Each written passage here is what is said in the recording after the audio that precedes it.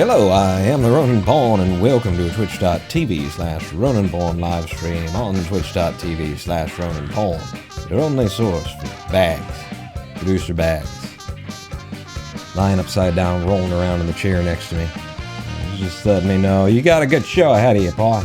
You get in there and you talk about whatever you're gonna, U.S. poverty, well, Kerbal space program. Because we all know I'm gonna talk about that, right? This is what we do here. Hey! Hey!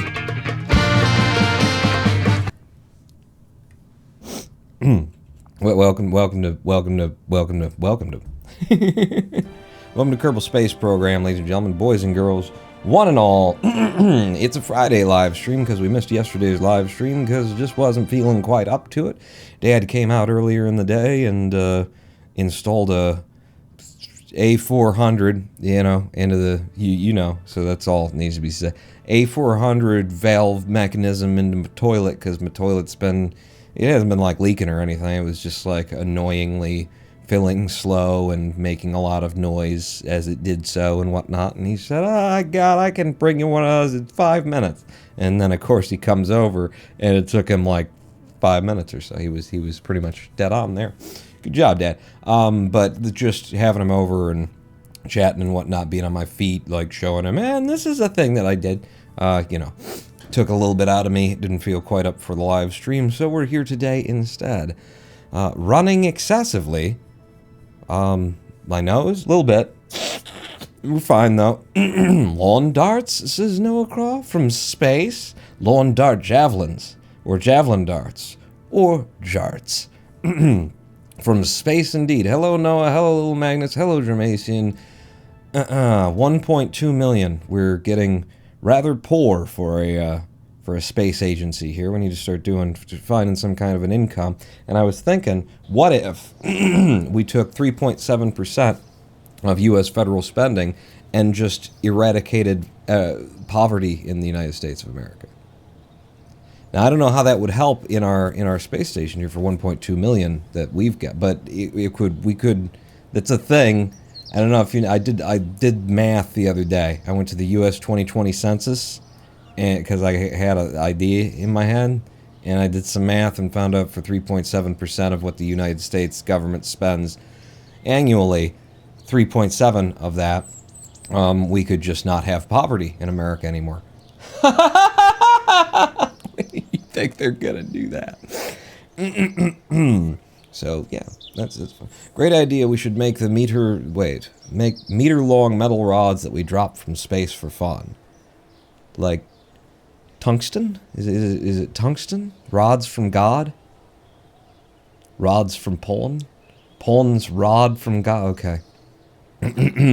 So here's where we are. It's the beginning of a live stream. I gotta walk through all of the things. Here's where we exist. This is what we're doing. This is what we'll be doing today. We're gonna go out to the TRSS LKOSS HMS by RP space station, the tip ring sleeve space station, Her Majesty's ship by Ronan Pawn. Obviously, we're gonna go out to there, and this is our space station. This is our low Kerbal orbit space station that we done did, and the game is just catching up to itself. No, it isn't rotating currently, and as far as I can tell, the only way for me to get it to rotate is I got to turn every time that we come out to this thing. So that's another thing we're going to try and fix, is to automate this so I can hit a button and it'll just go. But I got to merge in here, find the rotors for each side. Turn the brakes on so that when I do fire the rotors up, they won't fire asynchronously. So we'll get both of these guys up. And then, now that I've got the brakes on, I'll go to torque limit. I'll go to 100% on either side. You see them try and jerk and start moving, but they can't because we got the brakes on, and then I release the brakes. And at this 10 RPM, based on our width, somebody did the maths and figured out that this should produce about 1 G in simulated gravity from the rotational force. The one thing, so we've got Monoprop storage on here, just a little bit, really just what we needed to assemble it. And we're down to 54.7, having refueled some of the monoprop on our last mission up here, where we were cleaning up our space after making a fair mess out of it. We've also got liquid fuel on board here in the middle, just for, being able to refuel ships that park up to us. No massive amount of fuel, so 540 liquid. And we have a decompression chamber there for Kerbals who are outside the ship to be able to just float over, grab onto it, and huzzah. So we've got everything, all the bases covered here. Nobody asked me to do this. Nobody's paying me to do this, so that may be why we're down to 1.2 million Kerbucks in world. But the last thing that we want to do is, last live stream, while we were doing a bunch of other things, I brought up a couple of docking port juniors and had Bill weld them with his space laser onto the sides that don't have a door on them. And we're going to put on what are going to function as our primary docking ports, because even though we can theoretically dock over here, the added weight to each side, it doesn't, with the shaking, though. So, yeah, the Kraken doesn't really like us docking there. As fun as it is to, like, line it up and then try and match your rotation, and then kind of, we did it once, and then it kind of turned into Gumby, the whole space station there. Decompression chamber? You mean big RCS port? What? I mean, it's where we board is the thing. But we're gonna bring up 2 docking ports that will also have our lawn jart system on it, our Kerbal Lawn Jart system, where we've tested we can stick a Kerbal in a bike seat behind a nose cone in this very specific and particular construction that took like 5 live streams, so probably 16 to 20 hours to get it just the way that I wanted it. So we could put a Kerbal in that seat and throw them at anywhere all the way up to min-miss height at Kerbin, and they'll be just fine. But we want to have a bunch of those on board, so we're going to end up having 12 of those here, which means if ever we have a stranded Kerbal, we don't have to, like, dedicate a ship to coming up, fetching them, and bringing them back down. If we can get them to the space station, we can send them home, and as, we carry on, we'll put more lawn jarts at various places. So if you're on Minmus and you've got a full jetpack, you could probably just get up into orbit and board one of them and come home. I still don't think lawn darts sound very menacing. You might have been onto something with pawn rods. Well, you tell all of the children from the 60s and 70s who have holes in their feet that lawn jarts aren't menacing. No, I don't know what the statistics are on that, but the idea of having kids stand one over there and one over here, and we'll just throw these 5-pound, metal darts at each other. I'll just put a ring next to my feet, and you chuck it at me, little Tommy, and I'll chuck this one at you, little Tommy. But so that's our main mission today, is just to bring up the 2 attachments that are going to go on here, and we actually already started building them. So they're kind of nearly ready. I did think of one thing that we could add to them to make them better. Let's see. Well, we're not going to be targeting children, right? We're targeting everyone. No discrimination. Yeah. Of course. Into the VAB. So yeah, I did some math the other day. I was watching somebody, I want to say his name is somebody Rausch or Reich, who was like the U.S. financial something czar, advisor to the president during the presidency of Bill Clinton, and I watched a documentary of his called Inequality for All. But before I got onto that, I was watching a just speech that he gave, or a talk with questions and stuff like that. And he was talking about things, about economy in general. Didn't go into things specifically about the poverty the way that I went at it, but it just suddenly occurred to me, hang on, how many people are below the poverty line in America. And what is the poverty line in America? And how much would it cost to just give everybody below the poverty line the amount of money that they would need in a year to no longer be below the poverty line? And I went to the US 2020 census, and I looked up, found out there are 38 million people in 2020 who are below the poverty line. Found out that the poverty line, in 2020 was, I think, 12,800, right around there, less than $13,000. So 38 million people in the United States making less than $13,000 per year.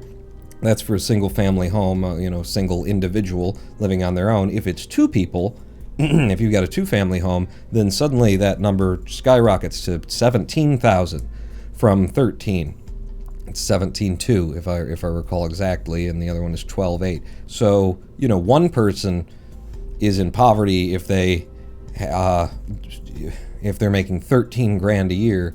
Two people under the same household, suddenly that second person only needs $4,000 to be happy, to be able to survive anyway, which, is arguable anyway. It may be reasonable, but it could be arguable, and that actually does make you wonder, like, so where did they come up with the poverty line? Like, what are the figures? And you figure, like, cost of housing in 2000, if this is a 2020 poverty line, average cost of housing, or low rent housing in particular, cost of food, cost of transport, whether it's maintaining your own vehicle or public transit or something like that. You'd figure all those together and you come up with some kind of equation, and you'd say this is how we calculate poverty. Turns out the way the United States calculates poverty is in 1963, somebody picked out a number that they decided was the least amount of money in order to have an appropriate human diet in America. And ever since then, what we do is we take that number, we multiply it by 3, and then we apply inflation to it. We correct it for inflation. And that's how we get the poverty level. It's so complicated that in 1963 an arbitrary number was selected, and ever since then we just do the math on it to account for inflation, and that's what poverty is in America. But anyway, if you want to get rid of it, it turns out that what you're going to need, this is what I figured out anyway, is you got poverty, you got 38 million people. I'm going to say that $13,000 as the single income thing. We're going to base it on that because that's actually the largest gap. If there's a second person, it's only 4,000. So we're going to stick it to that to keep the math simple. 13 grand per year that someone in poverty, if they had $0, which people in poverty don't have $0 as a, maybe technically the homeless would write down $0, even though there's always some amount of income. But by and away, most people have some amount of income who qualify below this poverty line. Incidentally, as a Twitch.tv live streamer and YouTube star, I'm well below the poverty line in America. Own my own home, and I'm below the fucking poverty line in America. But anyway, so you got 38 million people. They need 13 grand. So the maximum that any of them could need in order to get to the 13 grand would be all 13 grand, right? If you had no money, you'd need to, some of the government would just have to give you 13 grand. The other direction is that you have everything except for 1 cent to put you over that line and no longer be in poverty. So between those, we could just say 13 grand. Now, how are we going to decide, how much of this is probably going to average out? Well, not having and not wanting to do math on, databases of information that would give me, like, hard, real numbers.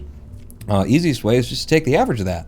0 to 13,000, 6,500. We split it right down the middle, min to max, and we say the average. And I think that that's heavy to say 6,500. I would imagine that most people in poverty, that the largest group, within the poverty class in America would probably only need $3,000 to $5,000 per year in order to close that gap to technically bring them into the lower class. Despite, the arguments of, well, does that really improve their lives and how much? But we can eradicate poverty in a very technical sense that would have a meaningful impact for $6,500 per person who is in poverty per year, which I believe calculates to, you got 38 million people, you got 6,500. I believe that goes to about 220 to 240 billion was somewhere around there. which is 3.7% of what the United States spends per year. It's because we spend about $7 trillion nowadays and have been spending it. It's not a COVID thing that it's up that much. I'm pretty sure we only have like $4.5 trillion income. But you know, that's what deficits are for. Just throw another $2 trillion on the pile. So, while they are just throwing another $2 trillion on the pile every year, you know, to buy the military bigger guns or whatever they're actually spending it on, for 3.7% more on the deficit, or here's an interesting way to get rid of poverty. Additionally, a number of articles were recently published citing that we now have over 20 million millionaires in America. 20 million millionaires. Now that's, you know, of a population of 380 or something like that. We're approaching 400 million people, so it's a small percentage. But 20 million millionaires, hang on, let me do some extra math here. Because if we need $6,500 per person for 38 million people, and we've got 20 million people who each have $1 million, is there some math we could do here? And it turns out that if every millionaire, every person, and imagine the millionaire again, we're talking about these numbers, you know, a millionaire is a millionaire once they've got that seventh digit. They could have multi-millions, they could have billions. But let's look at a millionaire who literally has $1,000,000 $1 million. If that individual and all of them alongside him were willing to have, instead of $1,000,000 $988,000, if they were willing to give up $12,000 per year, then the millionaires could end poverty in the United States completely, eradicate it, just gone, because every single person who would technically qualify on the books as being at that poverty line according to their income would receive the amount of money that would close the gap so that they would now be lower class and not poverty. Another interesting way you could fund this, the American military in 2020 spent about $750 billion.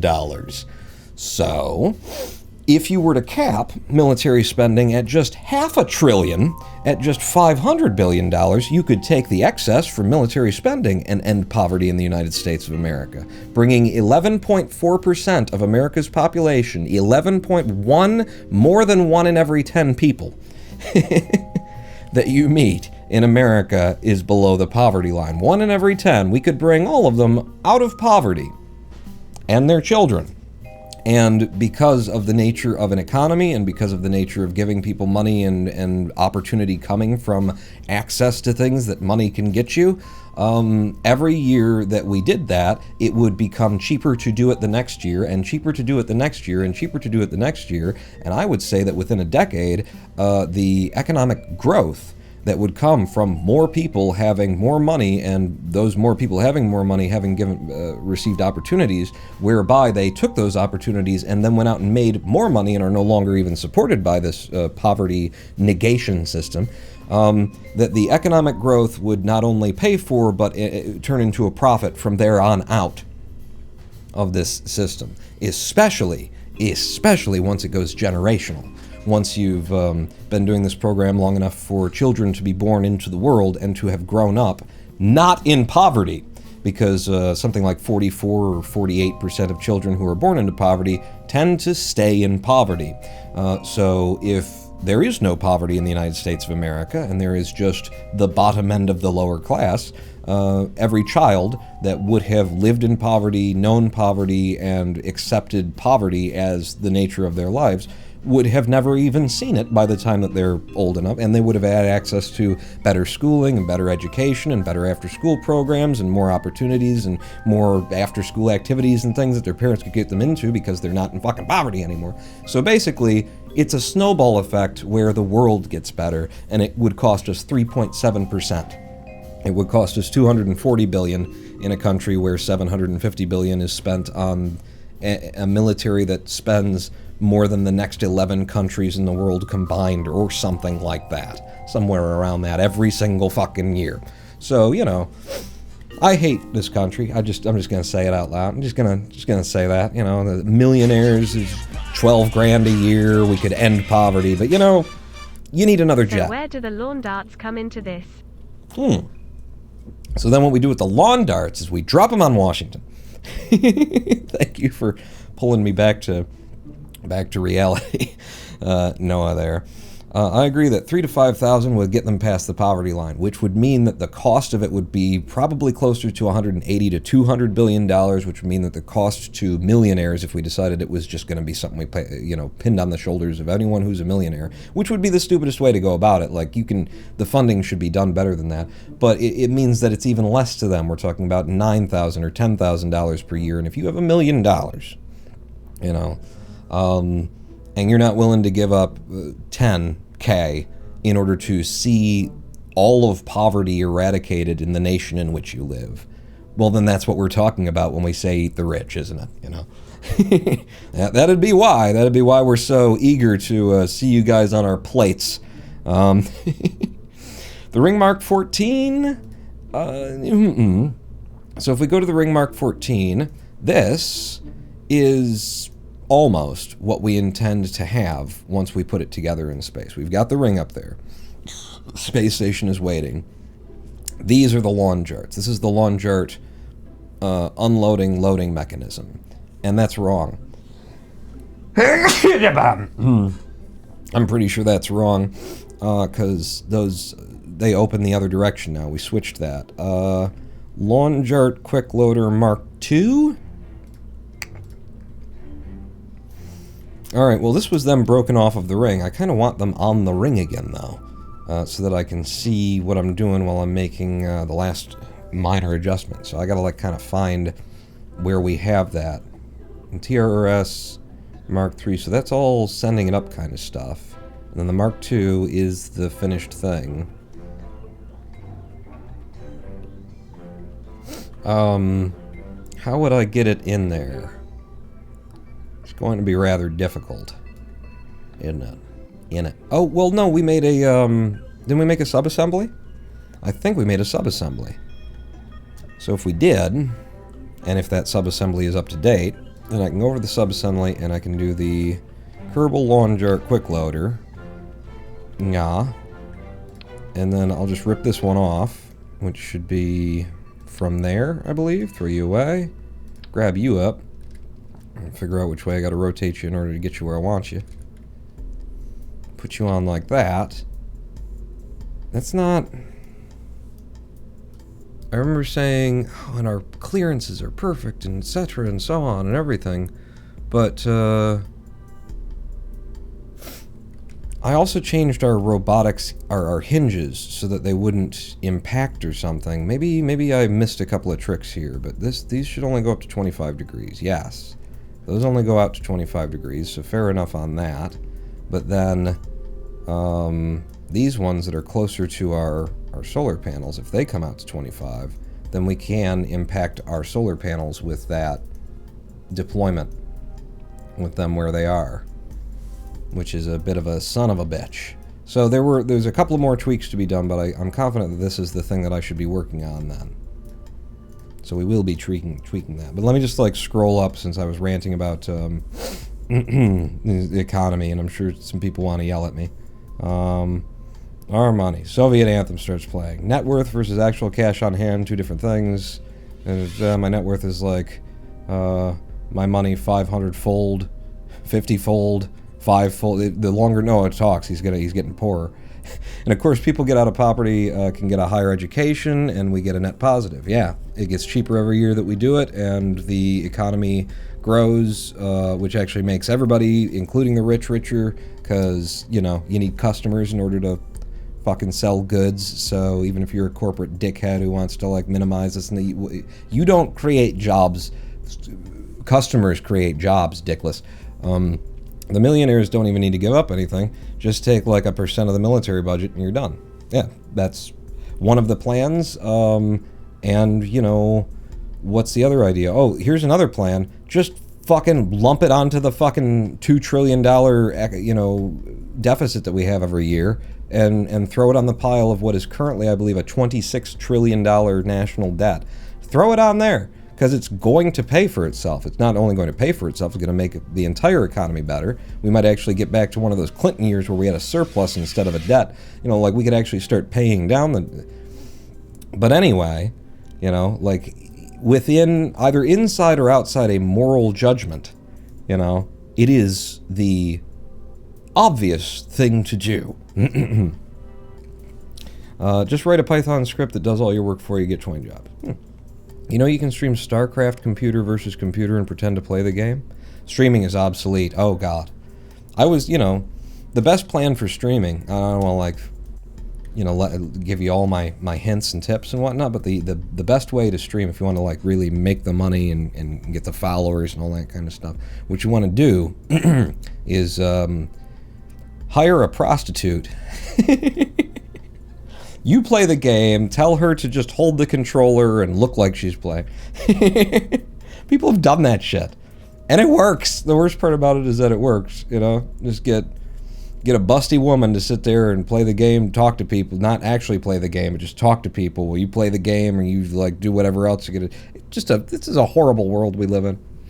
Just an absolute shithole. 3.7%. We could eradicate poverty in the United States of America. Are we going to do it? No? What do we have 3.7% for, you know? What are those millionaires who would have to give up 10 to 12 grand per year in order to eradicate poverty? What do they have 10 to 12 grand per year on? What are you spending that maybe you could cut back on and tighten your belt a little bit if it just meant that there was no poverty anymore? It's a horrible world we live in. Anyway, so immediate thing that needs to be resolved. Fuck. I pressed the 2 button. I know you didn't hear me. I'll press it 9 times and see if you can hear it. Immediate thing that needs to be resolved is the idea of hold shift and pull back. Do we have clearance for that to be there? Clearance. Just. Like, you could, yeah, there's maybe a little bit of penetration going on there. Maybe. But it's a very maybe. It's a plausible amount of penetration, baby. So if I target angle up from here, we can still technically impact. But if I mean, I could just reduce the target angle that's allowed for the deployment of this particular set of these. Like, if they can come out to, let's say, 10 degrees... We just want them to poof off and not, you know, bounce into that. So if you guys can only do 10 degrees, the reason why these are at an angle is because we were testing this kind of a thing last time. Yeah, I still need more clearance. Yeah, I guess I did the clearances so that they would be just perfect. But you are right at the edge of what is viable for you. Before you'd be theoretically bumping into something. I mean, yeah. There's a lot of things that I could say about that, but that would require words, and I'd have to say them. And let's not get all the way down that hole. If I move you back to there, it's like, though. So if I do it without a snap, I move you just like right up to the edge where it's like, it should be fine. Then I've got that much distance, and I've got that little gap going on. I swear we had this solved. Where we had total, full, no problem clearance on all sides. You know what it might come down to? What's that? It might come down to that you do have total, no problem clearance on all sides.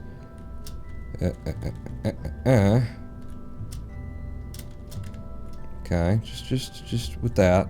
But then, like, it matters how you attach them. So if I... No, alright, well that's not a rotational angle that actually helps me. So if I just grab this, and I rotate it, I don't know, is that 45? That's 45 degrees. That just moves the problem to this side. And it's up like that. Problem's on this side. If I go all the way around, does that change anything? Problem's on this side again. If I came in at just a bit of a weird angle, then we got no problems. Potentially. Do it again, we're at 45 then. No, we're not. We're a little bit before 45. If I were to hold shift and go back by 1 to like a 37.5 or some shit like that. Then we've got all the space. So this is like a thing. If I park it in the right way, then we'll always have clearance.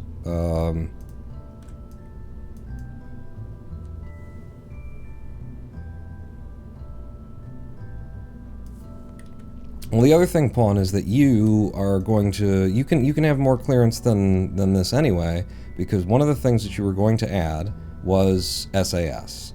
I have tried, moving things around with just... Okay, let's sort by mass. I've tried moving things around that have just monoprop without SAS while we were building the space station, and it ain't a thing that I want to do. So if I put one of you in there, and then I put you on, or go the other way around, I think it'll look better the other way around, something like that, and then on like that, and that gives us more distance out. Definitely has us above the rotational plane, so if there were again, as I said the last time, if we had a Borg cube that wanted to park up, it would have the clearance to do so. Yeah. This looks pretty good. So that gives us a probe with which to control it. We've got SAS, which was not on that probe.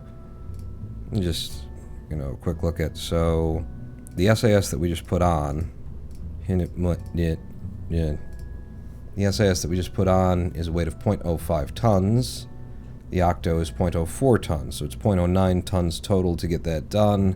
And the next probe that we have that has reaction wheels, this one doesn't have reaction wheels, right? I just scrolled it several times. So the cube doesn't have it. We know the Stayputnik doesn't have no reaction wheels. So 0.1 tons. So it is cheaper to do an Octo and the SAS than using one of these guys. Good. So that's control. That's electrical SAS to hold us in place, and then what we're relying on here for our battery is that every single one of these Kerbal Lawn Jarts has its own battery on it. What we're relying on for the monoprop is that every single one of these Kerbal Lawn Jarts has monoprop. I could, one of the things is that the monoprop that we've gotten here, I've already pre-drained it to be an amount that makes sense under the largest number of circumstances. If I were to fill these all back up to 7.5 and then presume that I'm going to use up a certain amount while we dock, I'm not going to.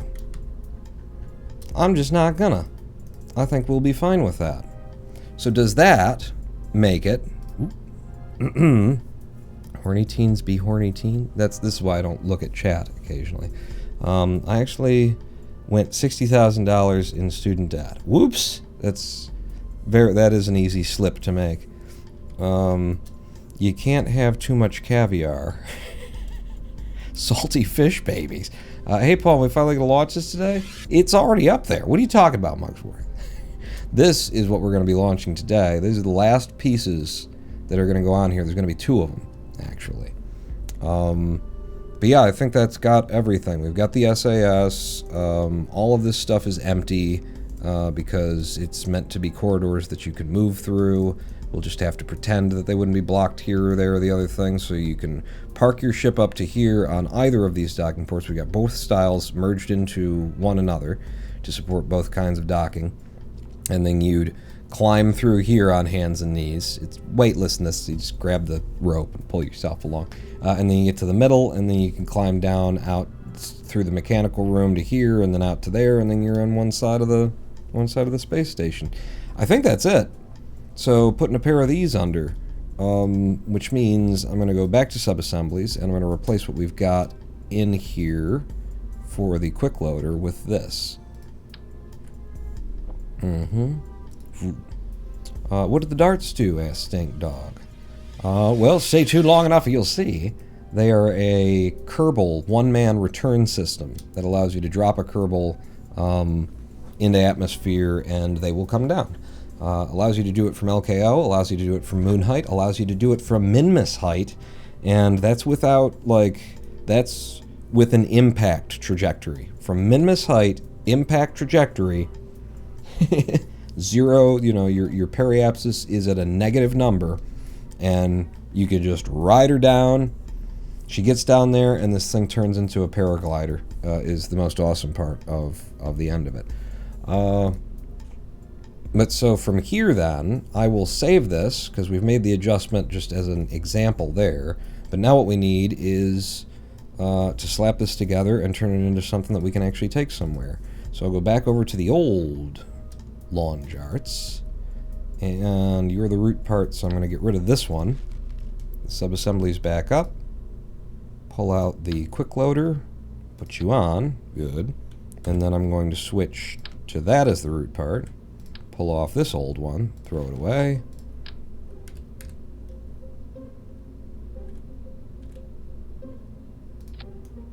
Put you on. Yeah. So each one of these has 6 on there, so we'll end up having 12 on this space station. When we're out, we just disconnect that, we bring up another, you know, whole corridor, another quick loader, and replace it. But that's our payload right there. So now we just gotta put that under a fairing and put a, you know, ship underneath that fairing and then push it to the place where it's going. That's how the game works, typically. How big are the biggest ones I got? If you know what I mean. You don't know. You shut up. We'll have a decoupler, and then we'll have you. And I just need to get out just wide enough. And then we'll go up to just wide enough. And then to pass just wide enough. In fact, maybe, well, no. From like there, and then bring it in. No snapping, because you're getting in my way. Into like there. And then some snapping. No. Let's bring you up to here. And then some snapping.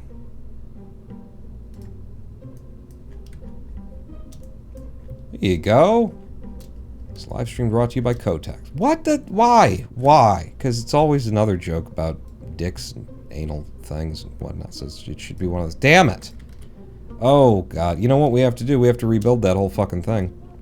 And not even just because it didn't save it. I thought it would have saved it, but I was giving credit too much. Too much credit to Kerbal there. Of course it didn't save it.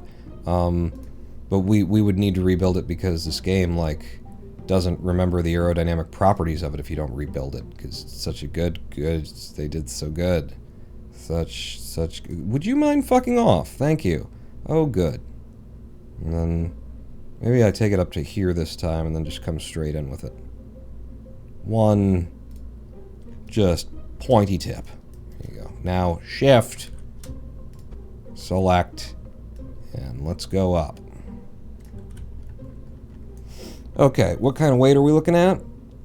5 tons. That's the beauty of these Kerbal Lawn Jarts. Each of them is actually a quarter of a ton, we found out. I thought it was a third of a ton. In the final design, I got it down to a quarter of a ton. Each of them cost like 1,300 Kerbals or something like that, so it's a little bit more expensive than I would have wanted it to be. I was really happy when it was less than 1,000 each.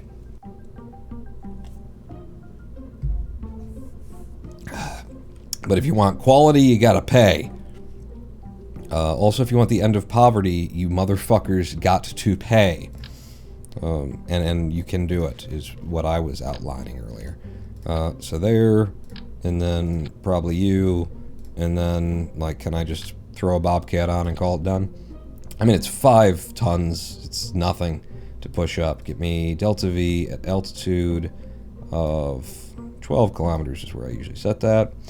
2,979 meters per second at a TWR of 1.69 here on Kerbal. Yeah, that's already more fuel and more thrust than we require for pushing 5 tons up. Which encourages me to have a look and just see if there's a sea to be seen.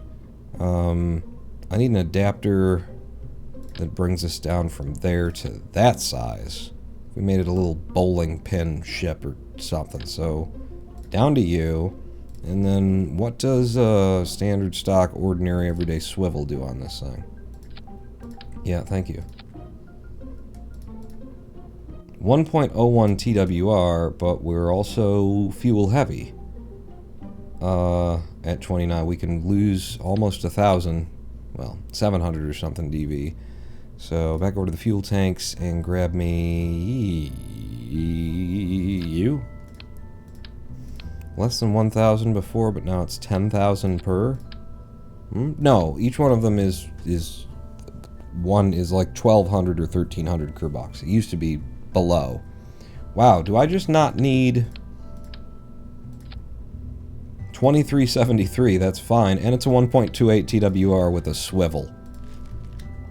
Look at that. That's our liquid fuel stage right now. And it's yeah, that would do it apparently.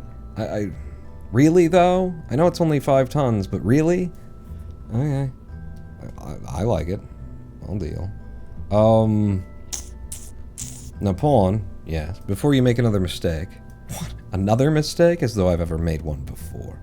How do you get this down? Like, once you detach these guys, it needs to be able to go away. And, so we could either do separatrons, and blast them off as we decouple to push it away. Or we give it a probe and stuff. Sepratron weight 0.0725. You're a 0.04, so one of you and then 2, so it's cheaper to just be able to turn it around and set it home. Even after I put, like, a battery on. That's all it would need, right? Is a battery? Won't have any SAS to turn itself around or anything. Yeah, well, what the hell. Are you... Because you do have SAS. You've got some reaction wheels. Yeah, you got a little bit of reaction wheel. What kind of electric charge? What was it? 10? You only have 10 you can store? 10 though? 10 you say? Alright, we're gonna do what we did last time that didn't work. And I've forgotten why it didn't work, so I'm sure it'll work this time. Because if I can't remember, then it just didn't happen. You there. Boom. We've got a probe that would allow this thing to be controlled independently. I need you like just somewhere that isn't completely stupid. Alright, I guess that's not completely stupid. When that tries to bust off though, you're gonna clap into that. Them cheeks. Start clapping them cheeks. I know you. Don't. Alright, so that'll give it clearance. The cheeks will be less clapped. And I'll give you a little battery over here. And that's all you should need. Alright, so for I don't want it like impacting the thing. And then also it shouldn't just be floating in space. I'll embed it a bit.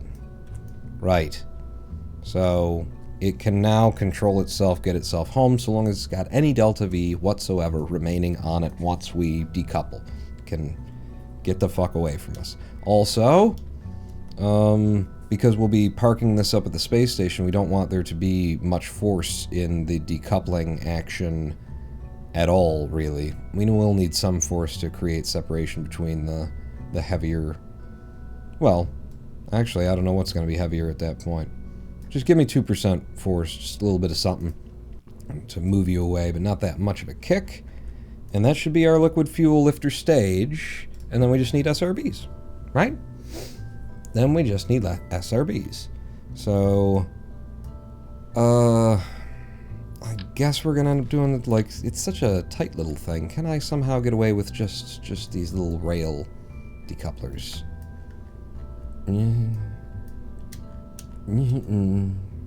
Almost certainly not, Paul. If I go absolute, snap you to there. You could maybe, and stuff. I'm gonna bring you down to here. I'm gonna put you just barely everything's attached and nobody's gonna question it in that direction. But then then I got problems on the SRBs. So, pair of thumpers. Pair of thumpers from sea level give me 831 meters per second. TWR is fine, but it's not enough burn time for the 2400. We need 1,000 on the burn time. Oh, hey, you guys seem to be a bit upside down. I don't know if you noticed that. Not trying to make an issue, but 831, not quite. I hate when you get such like a mismatch of TWR versus thrust. Wait, no. Thrust versus delta V. Right. If I added a hammer, because I need the DV. If we went up to a 3, that's the DV. That's exactly what we need. And then I'll just reduce the thrust limiting, or I'll add to the thrust limiting by reducing the amount of thrust, to the point where we kick off the pad with 1.34? 1.34.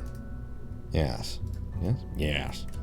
Alright, now it's just a matter of not having everything penetrating every other thing. I think I might do it this way, because it's, I don't know, because I like it. You know, if you like it, put a ring on it. If you like it, then you just do it. You don't ask yourself questions. So if I did just some struts here, from you to you, and then we've got support for the SRBs way the hell down there, and we've got this weird, we're just holding it up there, and then we drop them all system, thing system going on. I don't like that I would usually put these SRBs on another way, but I can't be asked, I don't think. At this point, the last little thing that we could do to make this easier to fly would be...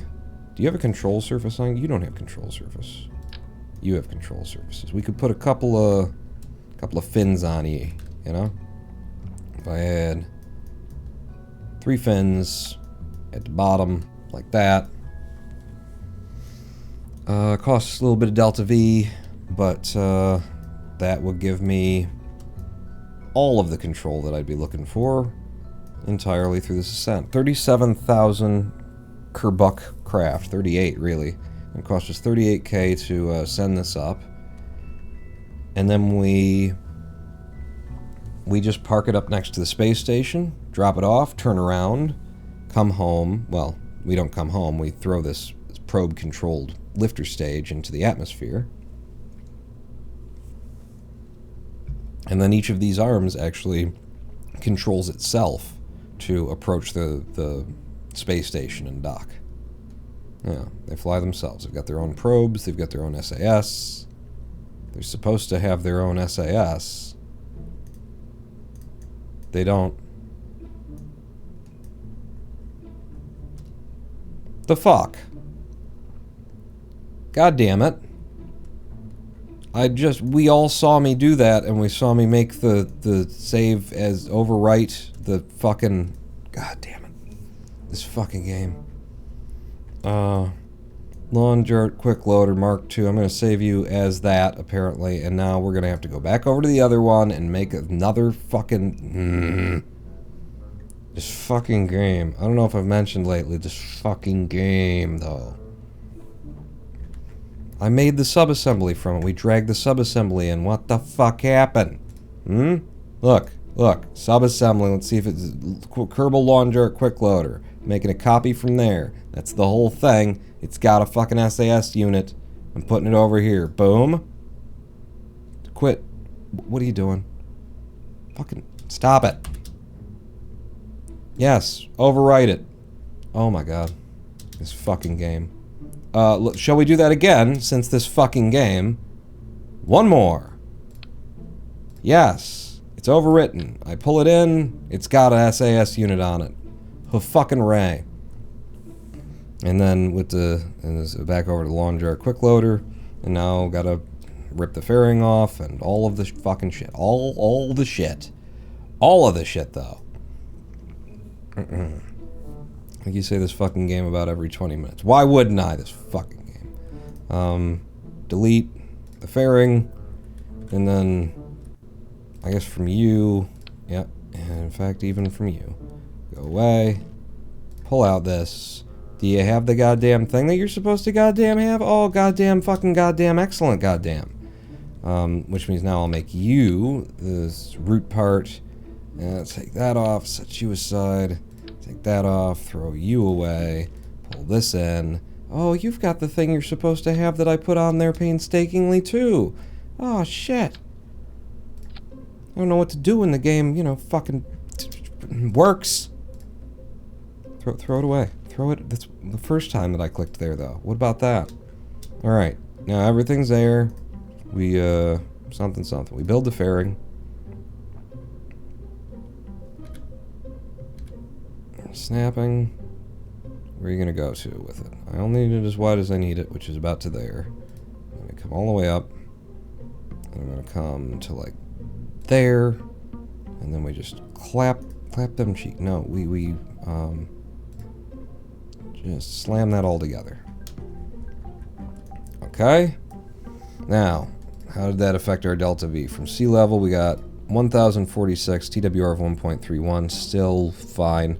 And then when we get to 12K, we've got 2,271 meters per second, TWR 1.24. TWR is fine.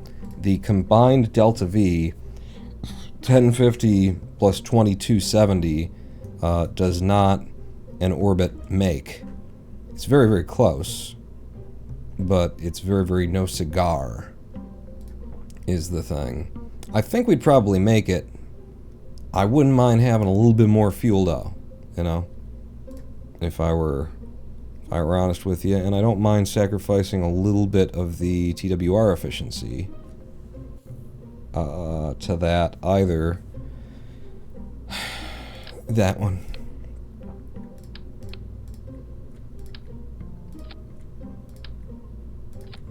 That, make it just white, because you're just making a fucking nuisance of yourself, looking as ugly as you look when you're like that. Maybe I'll do, yeah. So, what kind of variant you got? Really? I mean, okay, fuck it.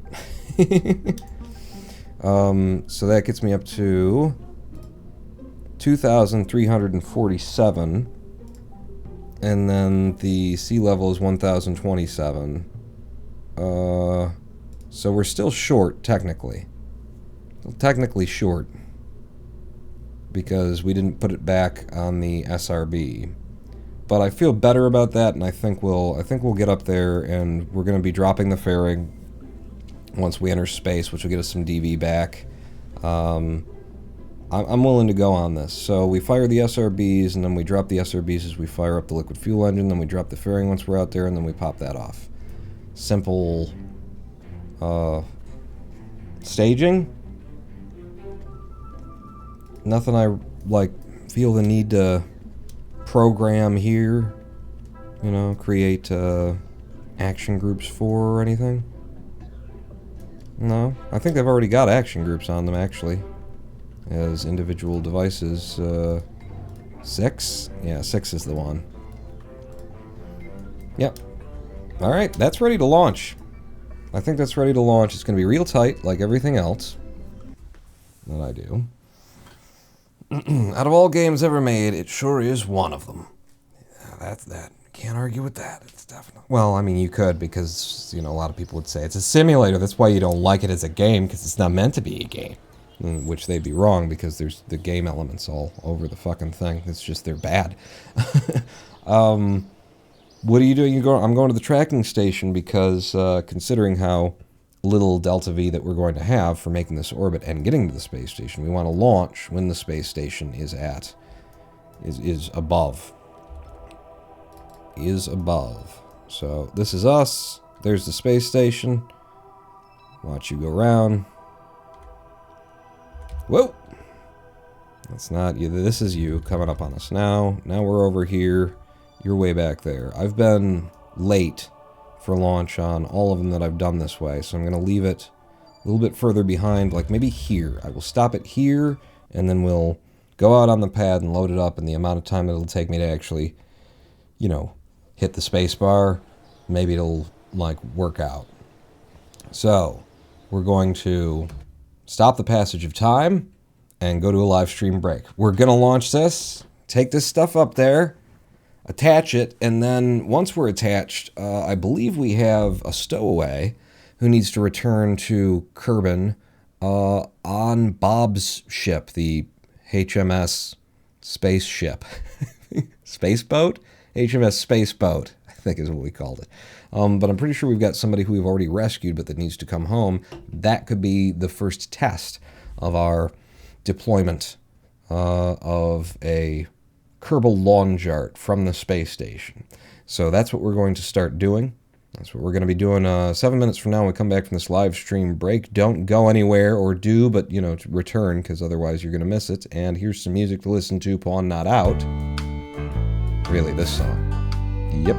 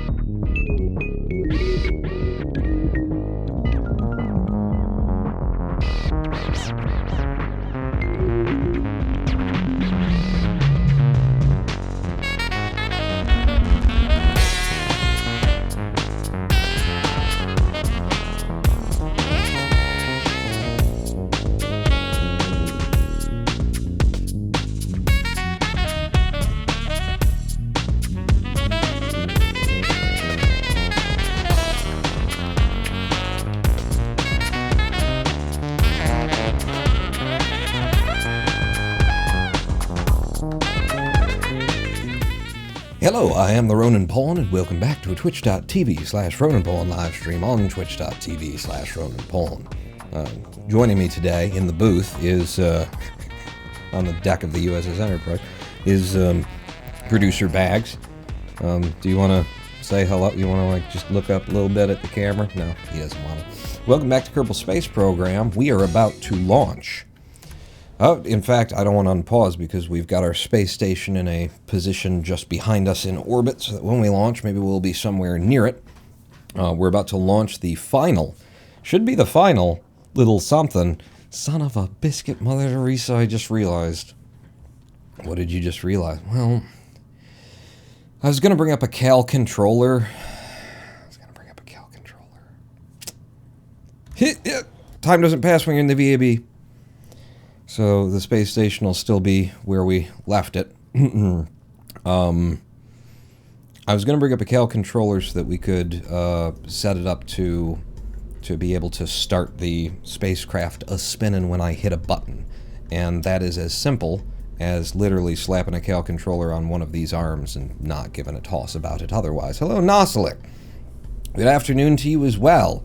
Did you miss that earlier? Me, eradicating U.S. poverty by spending 3.7% of U.S. federal spending on it, by suggesting that if all the more than 20 million Americans who are millionaires in this country gave $10,000 per year, we could completely fund the total eradication of poverty in the United States. Did you miss that? Because I don't want you to miss anything.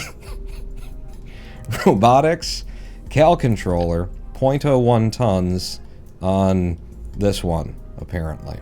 Yep, you missed it? Damn it. Well, it's past now. We can never go back. You can never. I'll just put it... I got a feeling like you actually do want to put it over here or something. Drop it. Just fucking anywhere, Pawn. Alright, there. Line it up at least on a snap. That is on a snapping point. Fuck it. So we're not even going to program it. Once we get up there, we'll be able to program it to do what we need it to do. Yes. So, we save that. Everything else is set up. This is what we're launching. It's our Kerbal Lawn Jarts system that allows us to throw Kerbals back at Kerbin from anywhere in the Kerbal planetary system. They hit the atmosphere, they don't explode, they come down, the thing turns into a goddamn paraglider, and it's just brilliant. The whole damn thing is brilliant. So, launch it. Because it's going up to our newly finished, or will about to be finished when we attach these, spinning ring space station, the TRRS, tip ring sleeve space station, Her Majesty's ship by Ronan Pawn. The TRRS SS HMS by RP. Alright, SAS on, throttle to full. We don't have time to mess around, so Houston, I'm going to need a countdown quick. Hey, buddy. How'd your weekend go? No, seriously, though, with the launch. All right, in 3, 2, 1, fire. Hope we've got it. Hope we've got the right timing. Hope we've got the DV. It's going to be real tight and everything. But you know me. Do you know me? Have you heard of me? Oh, wow, the ball is completely jacked there. I'm going to have to go up and to the right in order to turn this thing over. How much control authority have I got? We've got a couple of fins on here, and they're helping. It's not a lot of control authority, but it's enough. Alright. This thing going up. I'll be very happy to be done with this space station, and we really will need to, like, turn our attention to making some damn money. I don't like the idea of you know, running a space station on less than $1 million bucks. Just keep tapping her down toward the 90. Puts us on the east. I don't like how the engines are sounding right now either. That's disgusting. Somebody needs to get the cheese unclogged from the valves. Alright, down to the bottom of our solid fuel, about to switch to liquid. In 2, 1. Goodbye. We're on to liquid fuel, and it's just a little swivel engine. It doesn't even have that much TWR on it, where we transition 1.2 or something like that. So we don't want to make too many big movements as we just keep going up. App-Waps at 24 kilometers. We're at 16. So we're coming up a little bit faster than I would like to. I like to keep about a 10K separation between us, so I'm going to dip down out of the prograde bubble on the ball here and try and turn us down more. There we go. That's more like what I want to see.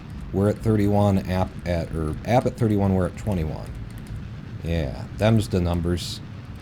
Them's the numbers. 36, and yeah, I need to turn down even more, don't I? Yeah, do you? I don't know. Seems like it. 39 and we're at 27, so yep. Wait, yep. What? Mm-hmm. Keep pulling it down. 42 and we're at 32. Ooh. Yes. Alright, we've got it. It's a good, efficient flight so far. Should be a very aerodynamic ship. Simple construction. Not a lot of weirdness to it. 47K and we're at 37. Okay. I'm going to hold here at about 15 degrees on the bubble at this point. We're at 40. App-Waps at 50. Yeah. Holding here. Make sure I'm actually on the east there, though. 18 degrees on the bubble now. And we're going up to the space station, which should be it's way the fuck back there, is it? I left it too far behind. I've been bringing it too forward until now. Now it's too far behind. 60K on the App-Waps. 62. I'm going to start banking down so we can just keep this burn continuous for as long as possible.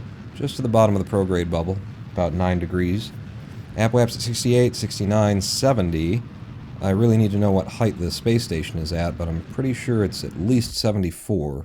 So we're stopping at 74, and I'm going to hold prograde. We have 536 meters per second of delta V remaining, and a periaps that's still pretty buried at negative 300, but we're going to get a little delta V back by dropping this. We'll see, basically, is mainly all I can say. That's where we were going, and I just left it way too far back. I should have let Houston, I should have told him what I did this weekend. But I don't remember, so it must have been a good weekend. So, yeah, what's your app here? You're at a 77 there, and a 72 there. We really need to get that circular, too. If there's any way to push this thing around. We've got some monoprop, so maybe we could drop a little bit of our App-Waps off. Is that space that I hear? No? I smell it coming, though. Everybody smell space? It's stinky. With all the blood that's escaping from my head. Alright, I'm going to go ahead and drop this this fairing now. F5ing, and in 3, 2, 1, fairing away. 611 meters per second DV now. That's a big help. Considering we will have to end up going higher than the space station if it's behind us in order to slow down, in order to make our rotation around Kerbin slower so it can catch up to us. But up to this App-Waps, this seems like a pretty good place to just set a stability assist. Not going to follow prograde. A little bit closer up to the app. And fire full. Yep, go ahead and nose down a touch. Okay. Periaps is coming up. Looking good on DV. Nosing down a little bit more, holding that apoaps near us. Periapsis is about to be visible. Periapsis is visible. Starting to get ourselves a rotation.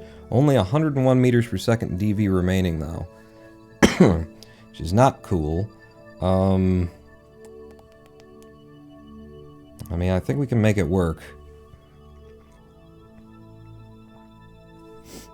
Yeah, let me hold that up while we go as well, the intersect. Can you just... No, not with... Alright, fine, put that up there too. Oh, we need to delete all that stuff. Get me down on... You can hold prograde. And burn. Burn. Okay. Intersect. Getting better the higher I go, because Periaps over there is 72. We need our apoaps to get above his 77 for this to be best, but... So if our Peri is 74 and his is 72, how much DV is it costing me to, like, make that more so? Apoaps is 75. I'll spend another couple of DV.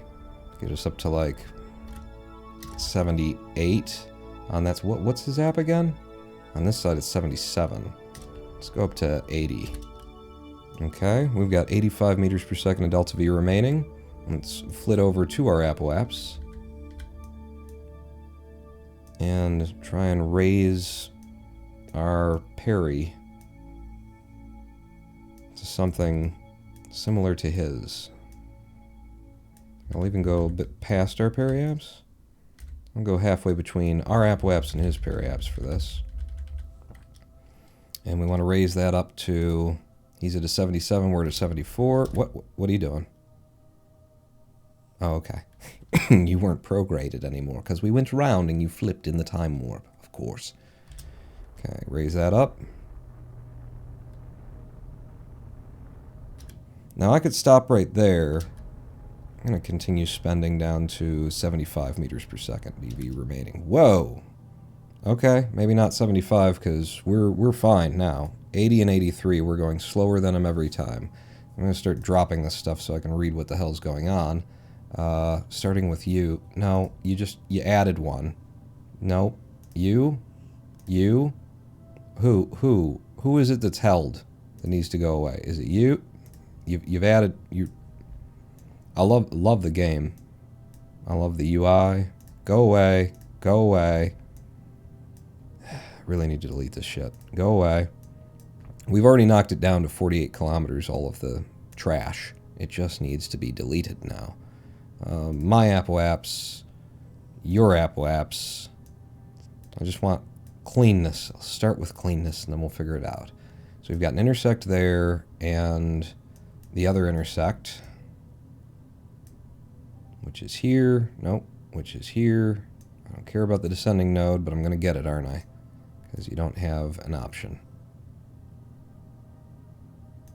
Alright. So that's... And we've just gotten rid of the first intersect. Oh, the fucking game is awesome. Our ascending nodes are... Okay. Doesn't matter. So what are you doing now? I'm going to set up a maneuver. And then I'm going to right-click it and tell it, show me what happens the next time we go around the planet. And again. And again. So it looks like the 13.8 kilometer gap on that side is going to be the closest that we've got right now. Anyway. So... Take me to there, F5, and we're going to warp around. Mr. Vat Nadal, with 20 months of subscription. Welcome back to the Big Dig Club. Thank you so much for the support. Big Dig? The Big Dig Club. Big Dig. It's an adjective. It's not big dick. It's big dick. Go around. I'm feeling a little bit wonky today, but thank you so much, Mr. Vat Nadal. Where are we getting? Sub goal 44 of 100. Almost. Not halfway there. All right. So now where we are, there's our intersect coming up. That's going to be the best that we can get. I've got a target, so if I do the targety thing. I could now try and play with things to make this better. So our prograde, our target prograde, though, I'm not sure exactly what I want to see here. Orbital, things like that. Where would I want to burn in order to make that a little bit better? I go over to target, and we'll try it here. Yeah, that's making it better. 0.5, 0.3, alright, that's not making it better anymore. So then the question is, why isn't it making it better anymore? Presumably, I need to burn more this direction? More prograde?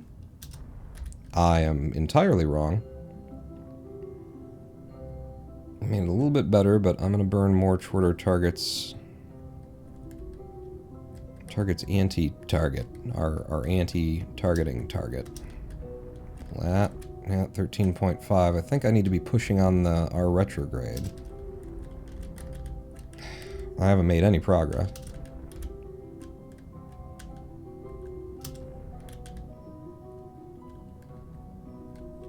Not getting the kind of change that I'd like to see here. There we go. There we go. There we go. How much are we burning? 60 meters per second. I'm just going to get closer, and then we'll do it from over there. Still going to be a bit of a what the hell's happening, but it should be a little bit easier from this side for me to understand what the fuck is going on. Hate doing this kind of like subtle maneuvery thing with a very unmaneuverable craft. So if we want to pull our target onto that target, I would burn over here. That will be increasing our speed relative to him. I don't know if that's a good idea or not. Well, let's find out. The intersect on that side of things is getting better anyway. 56. 55 meters per second. Separation looking better.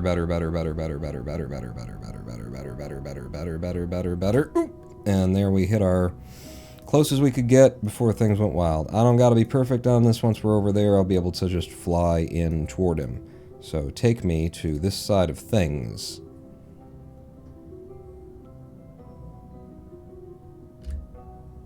As we come, maybe I can find him. He should be behind us. Although that might have changed. I don't know where he is. Okay, come on now, game. And hold your shit together. You look like ass for you to be... Well, it's because it's such a big craft, maybe, Pawn. Okay. Oh, yeah, he's coming in a hurry. And I don't want to be affecting my prograde. I want to be slowing down in his direction. So I've gone and I've spun us in entirely the wrong direction for this. Yeah. Here. Start. Yep. I'm burning. I'm just trying to get some control out of the damn thing, too. Come on. I'm going to try and push our retrograde onto his anti-target. 35 meters per second of DV remaining here.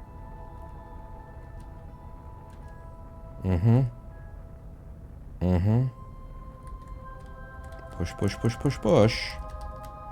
Alright, now we should be making speed toward him. Yes, he's coming toward us. Oh, pretty good for a blind adjustment, huh?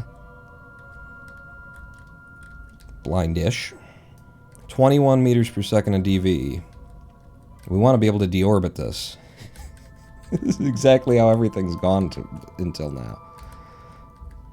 So it's like, I could do it. It's going to be more delta V than we think it is. When we get up here, it is, but then I need it for adjustments, and then we end up with like a completely empty thing that can't get home. Or that can't be deorbited.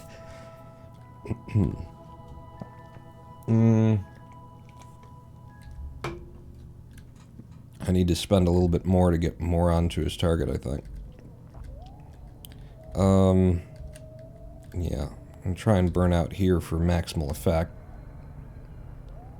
And also to try and minimize how much speed I'm reducing, because I don't really want to reduce speed. Let's do some warping. A little bit nearer to him. And sure enough, have drift in the direction I expected us to have drift.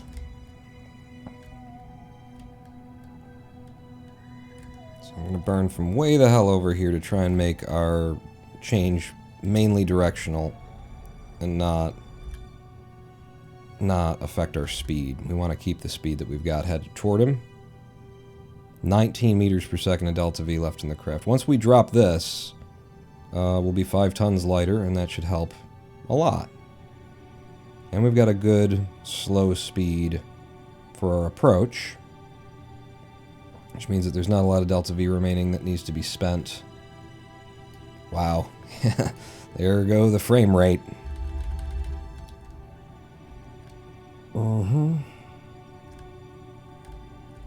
There's the target. It's still down there. It's still over there.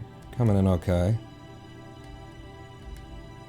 And give us another little juice to get us more on target. Didn't even cost us a whole unit of delta V for that. Now we should be coming in pretty straight and directly at our space station. I love that it's right underneath us. Or, you know, that we get to see Kerbin underneath us as we do this maneuver. It's fun.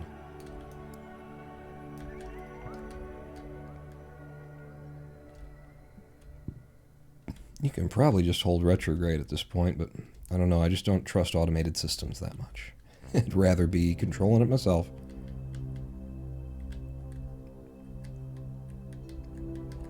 So we're just going to try and come to a full and complete stop right next to him.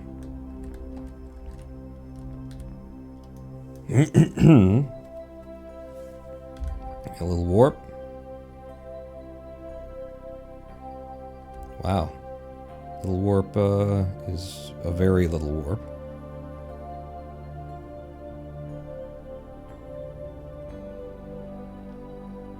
Definitely seeing that drift get bigger and bigger now.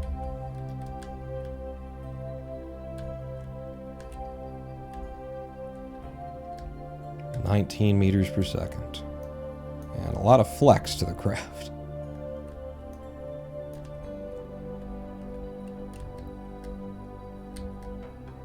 I don't know if I want to adjust this. If I just keep warping. Yeah, I do want to adjust this. Just we're going to lose speed, and we're already just barely coming at him.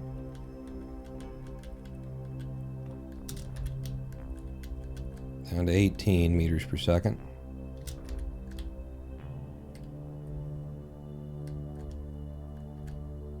And I can no longer hold retrograde, even if I wanted to.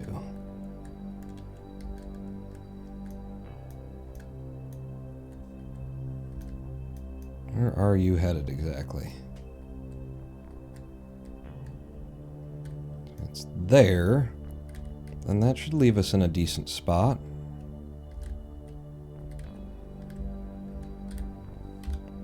A little bit of warp.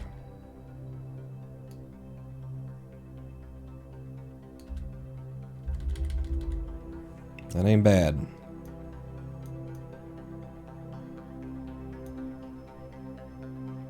A good, close parking job.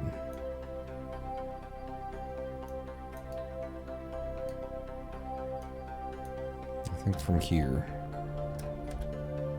Just want to get more or less stopped. And 0.1 meters per second seems reasonably stopped. I'm F5ing. We've got a quick save, and now I'm going to release. Are you going to release? It's going to create directionality for that way, and the other one the other way, and I'm just going to release. We're F5'd 0.0 meters per second to the target. We only had 2% force on that release, and now we've got you as a vessel with only 156 electric charge remaining? Why would that be? And then we've got you as a vessel with 0 electric charge remaining. Fuck me. Which means we can't control it. We can't get it to go back down because we don't have any electricity on there. How the hell... It was... The swivel makes fucking electricity as we go. The probe wasn't in the mode that it should always be in. Hibernate and warp auto.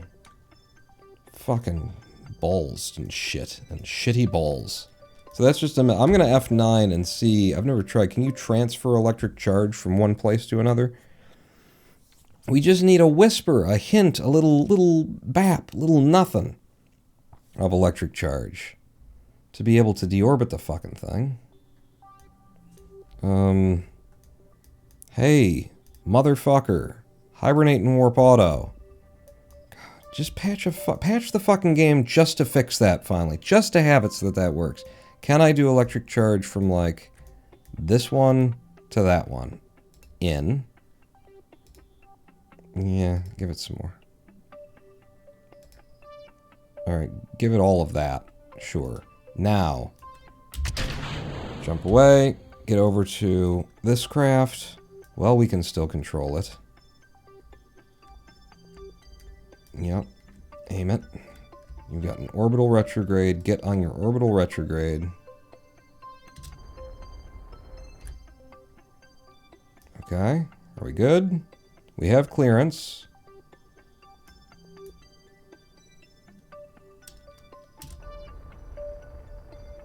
Okay, now you're going to get to your orbital retrograde, and I'm going to check in your periaps. Just want to drop it to 48. Or whatever it can actually do.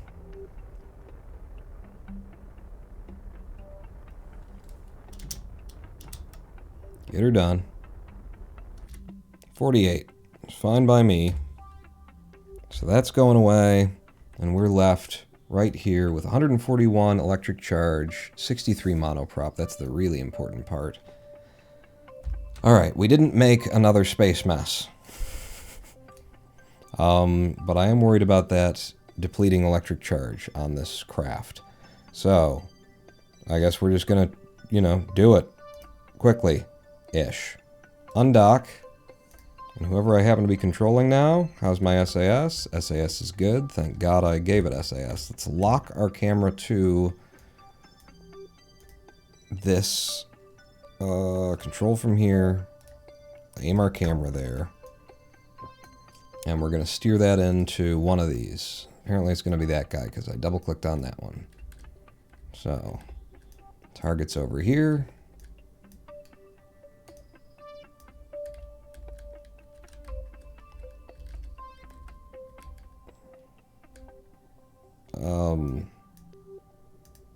Am I actually controlling from there? No, even though I right-clicked on it and clicked on to control from there, I wasn't controlling from there. Ha ha ha ha ha ha ha, game. I was looking at that like, why am I looking at my anti-target? So yeah, we're drifting away right now, and we want to not be doing that. So RCS on, and H.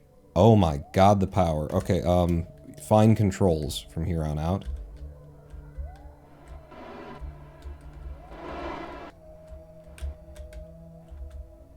Right. So we've got the drift, but we really want to be up of it. I'm just not sure what up is. No, now don't with that do. Yeah, what direction is, well, hit K. And that way we can get up and over the solar panel. Lots of monoprop here too, don't be afraid to spend it. Oh my god, I have no... Uh-oh. I have no way of slowing myself down. I have no way of slowing myself down. There's no N. There's no N. So, that's cool. Fuck. Do not destroy a solar panel, please. I have no N. I just found that out. Nope, wrong way. Go the other way. And then down. Hello, Linux Guru. Welcome. You picked a heck of a time. It's always a heck of a time around here. So if I have no N, then I'm gonna have to use, like, K and I. You have to use Ansel and dorsal RCS to make this work, at least to get me in position before I can start something else. So K should push me back this way.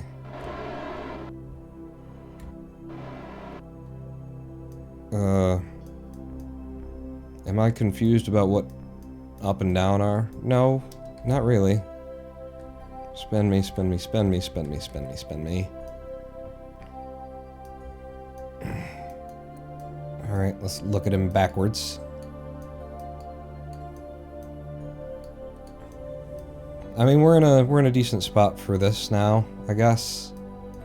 Just gotta flip it over and come at it. I mean, but the camera is fucked again. Come on, where are you? You're here. I'm gonna do a little time warp to just negate whatever rotation is going on the space station. If we can get close, it's fine. It'll just all snap in. So, yeah. Just get right on the prograde there. Right on the target. RCSH. That's not H. Fuck. God damn it. I was pressing the wrong button. I was pressing J, and now we're drifting. Alright, well, maybe we should drift. A little bit more like that. What we do. Yeah. Yeah. How we doing on electric and mono? Good all around. Okay. I'll get a little bit more. I'm going fizz warp for this just to get her done a little bit quicker.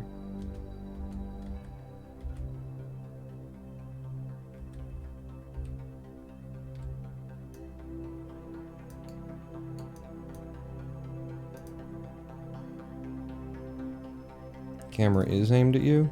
Okay. And then I'm gonna just merge right through everything.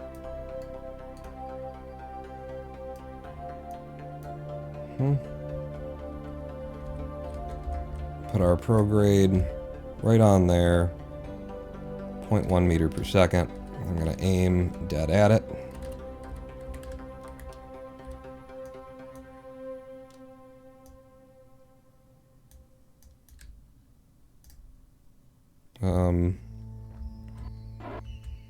Could try and swing up a little bit. And then RCS off. 0.1 meter per second. There we go. We've got magnetics. We got some clamp. Huzzah! Our first docking port / escape system is in place. Excellent. Excellent. That's one of two. But that's looking good. I don't see anything significantly wrong about that. And we can always rotate. Oh shit, you're fucking flying away, aren't you? Okay, it's not a big deal. How are we doing on electric charge here? Not great. Oh, who could have guessed that it'd not be great? Yeah, we're going somewhere over there. Just target the thing, generally speaking. 1.7, that's not bad. Here. Get stable. RCS go. I'm still in fine controls, right? Yeah. Okay, so you're immediately going too fast toward this thing. I also don't know where I'm going exactly, can't tell yet. Docking ports and whatnot.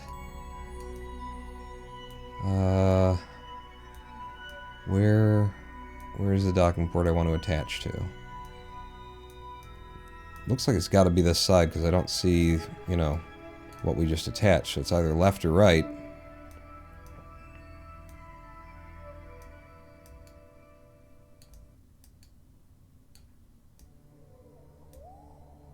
Is that it? That's it. Okay.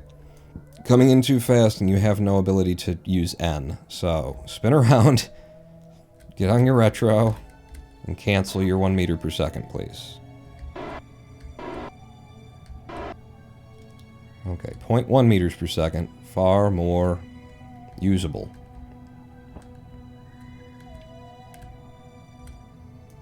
So, let's get our camera locked.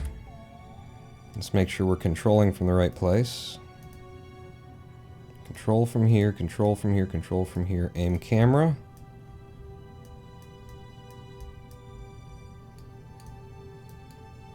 Zoom it in. And if that's where we're docking, then I'm going to the right. Gonna move around it. And maybe down. And we'll do some fizz warping. Which, with this many parts, is eating a bit of the frame rate.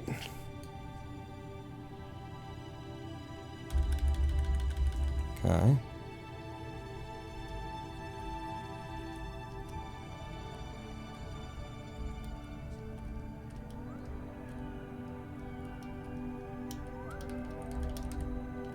Hello, Score Gaming, by the way.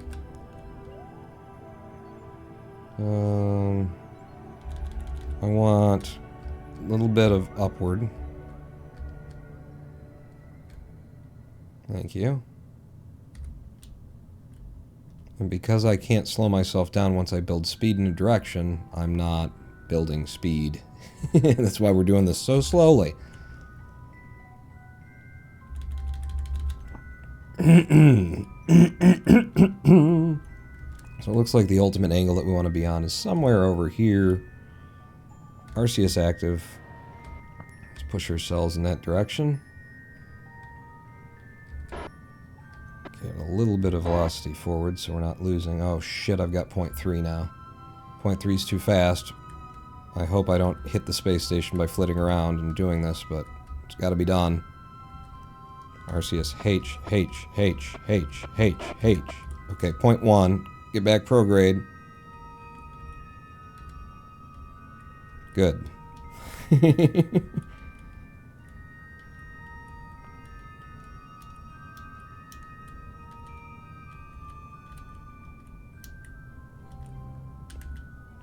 going to aim a little bit further down. That'll be the line that we want to be on when it's time for that. And RCS back on, bit of K. K. A bit of J. Up and left is what I'm saying here. H. Just tap it when you do. Little tap, little fart sound.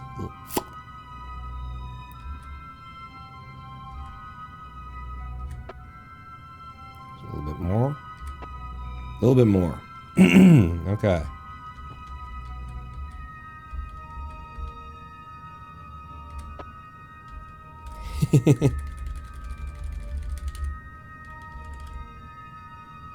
Alright. It's not bad. We could make it better by intentionally burning us up a little bit. Not even really caring about how we get the attachment. Just that we get the attachment because we can rotate on our docking ports if I recall correctly.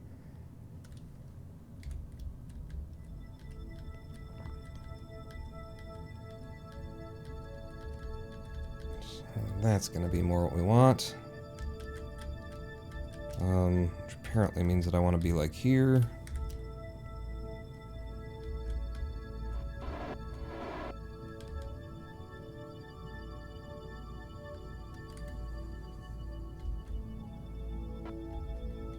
Okay, I think we're good.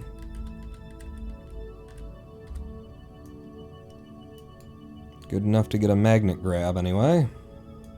Oh yeah, wow. Better than just to get a magnet grab even.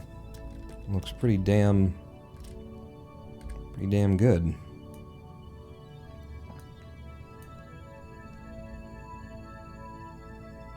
And bounce, little rub. And we're in there. And we're in there. Okay. And now that we're aboard, all of our electric charges are being, restored and everything. F5 from there. That's a success.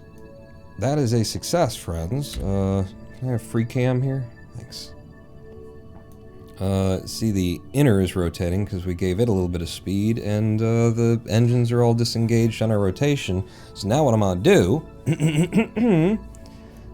is program our cal controller so that I don't have to continuously do this thing with the going to the rotors every time. So open editor, and where am I going to put you? I guess down there. Give me the action groups. You've frozen time, have you? What I want... Oh, wow. Hey, that's what the frame rate looks like. Remember the frame rate? It's good. You. Torque limit percent. Torque limit percent. Yes, that's right. So, on that one... Wow. You're deprived of it for a minute. It really makes a difference. Torque limit percent as well. Both of you. And the idea will be that when I play you, I just want you to go from 0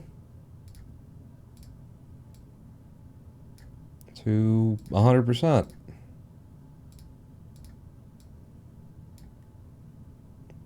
Yeah. You can go ahead and do that spline movement across 5 seconds to spool it up or whatever it is that you want to do. In fact, we can make it 10. Make it 10 seconds for the length of that. But that should take care of that. And then on the Cal controller, close you back down. Where's the Cal? Oh, Jesus. There goes the frame rate, everybody, and the neighborhood. And then on the Cal controller, I'm not sure exactly which mode I want to snap it into. Where the fuck are you? There you are. Oh, I still had it up. So loop mode would be repeat, ping pong,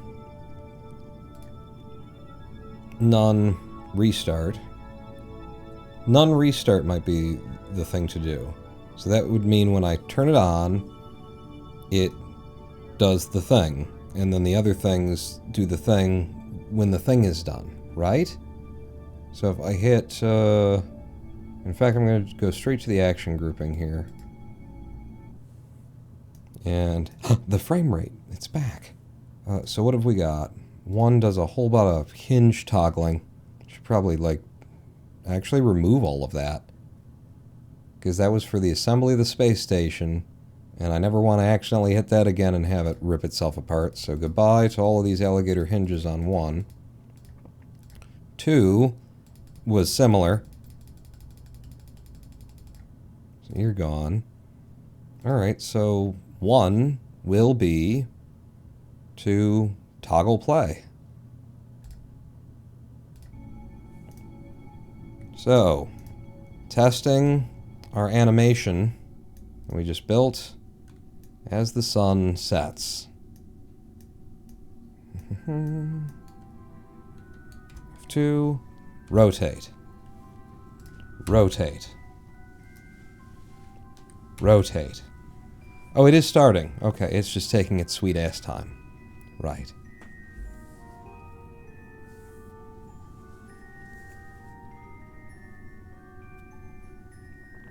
There we go.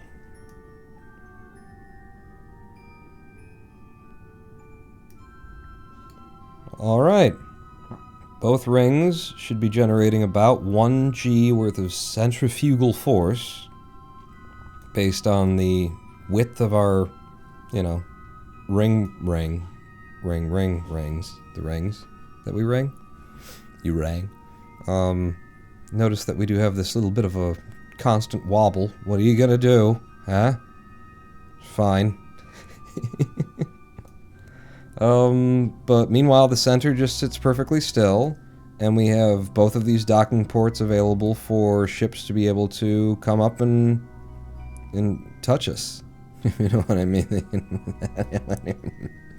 Now, in terms of clearance for our solar panels, I'm not even gonna worry about it, because we know that if I ever see it and we're impacting a solar panel, then I can come up here and I can right-click on the docking port junior, unlock rotation, change the alignment angle to something where there's not an impact between, like, one of these and those. But yeah, our space station is now ready for guests, including its emergency get us off of this crazy thing. Jane, get me off this crazy thing part that also needs to be there. So, 114 monoprop. I guess one of the things that I should check here at 8 frames per second or whatever we're at would be in my balls. No, that's, I don't know what you're clicking on there. It's the ball I'm trying to... The ball, though? You see the ball? the ball. My face is completely in this ball. That's what I'm trying to get you to respond to. You know, I didn't put my face in this ball for nothing. God damn it. I want to know how much fucking with the monoprop is left in my balls. One of these balls, in fact, is completely empty. One of these balls is not like the other. One of these balls just doesn't belong. Why? How am I clicking on that shit?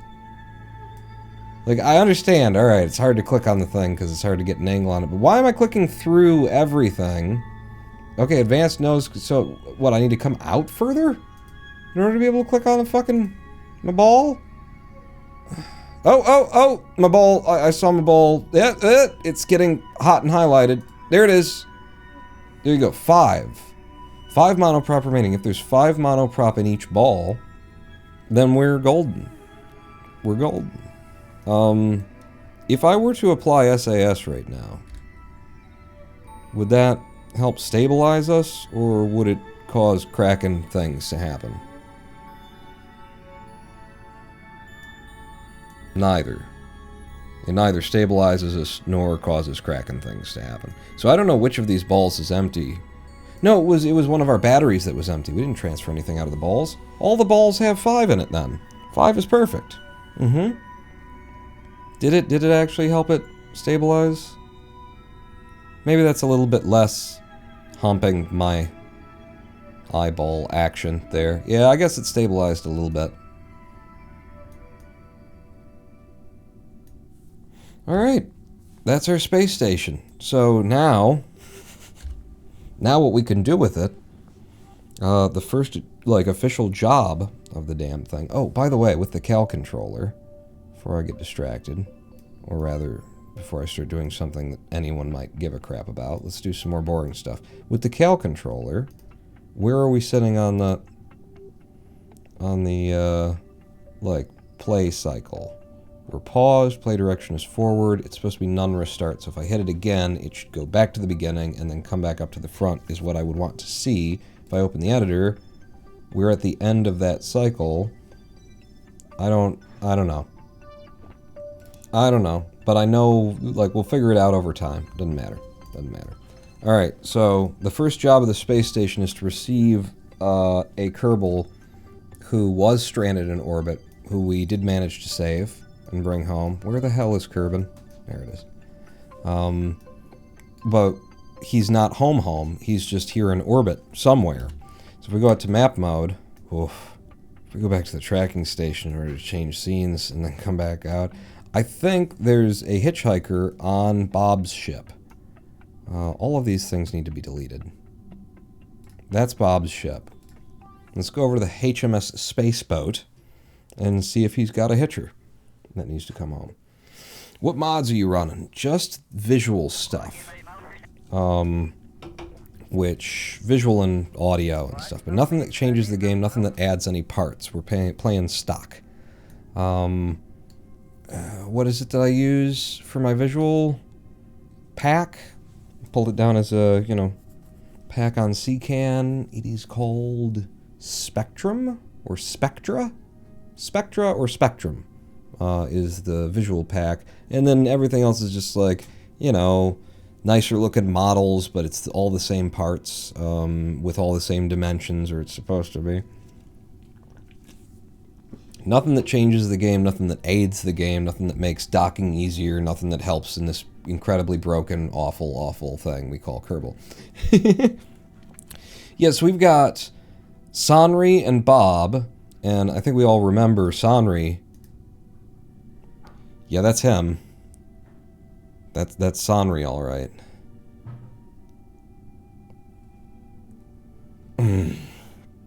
Yeah, He's not even, like, as happy as he...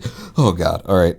That's just... He's not even as happy as he gets. When he gets really happy, it's... I don't want to be anywhere near him. That's why we put Hyven Kerman.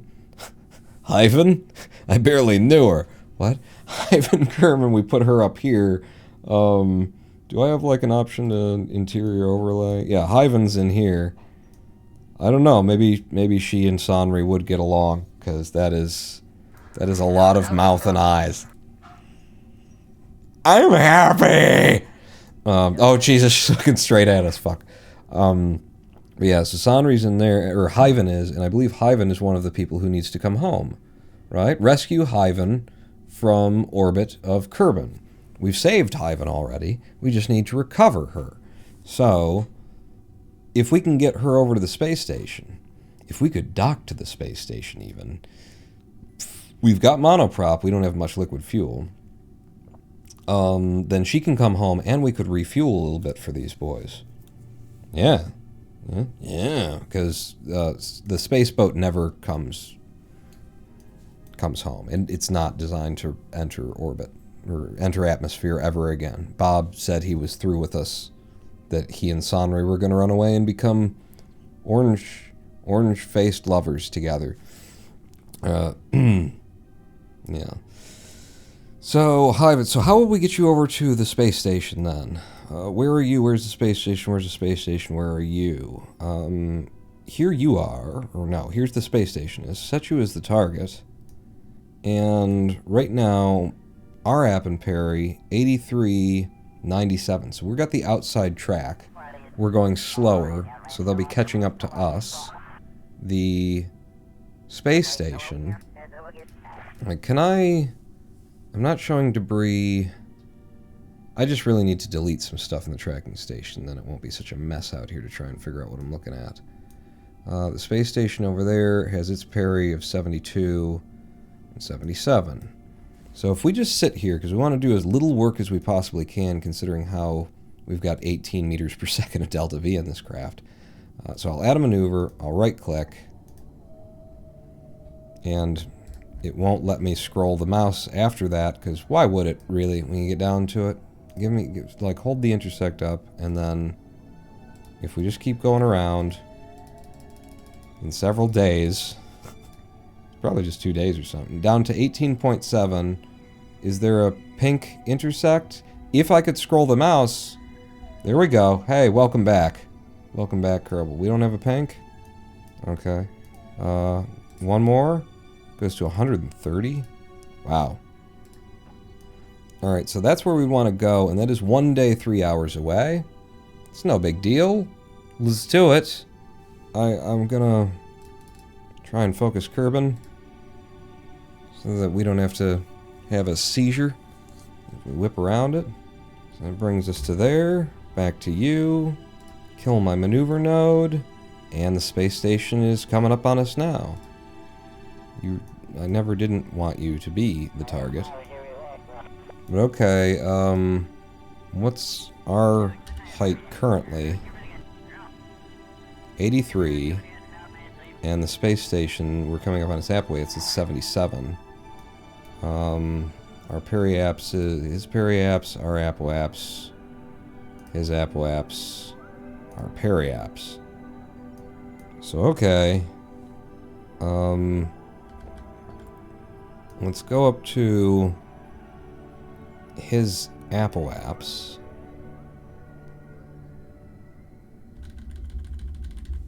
SAS, get me retrograde. And we're going to drop our... We're going to just try and get to his height. So we're going to drop our periapsis down to 72 from here.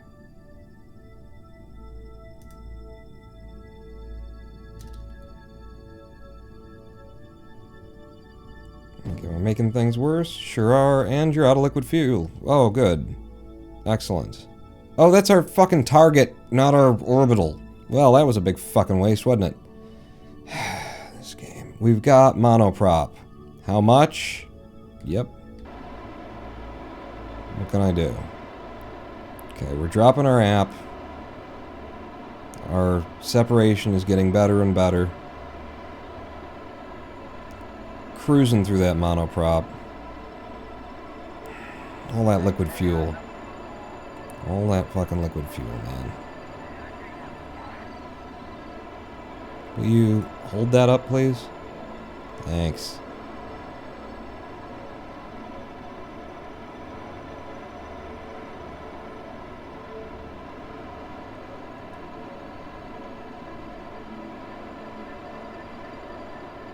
$13 monoprop remaining.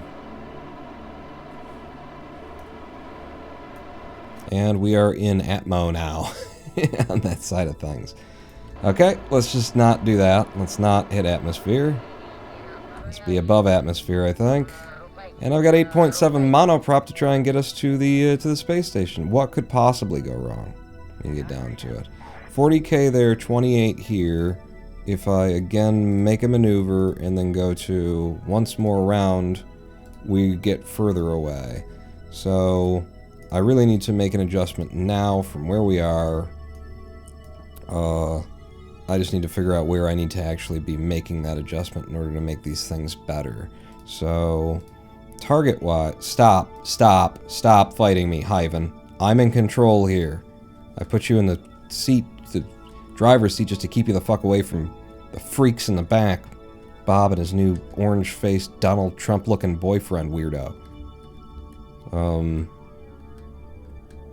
So, I'm just going to do some little bursts to try and test what's going on. That's making things worse. That's making them better. Could they be made better more quickly, though? For less monoprop. I think we were doing better over here. Yeah, that's more change for less cost. That's getting worse on that side of things, so I think I'm going to be here.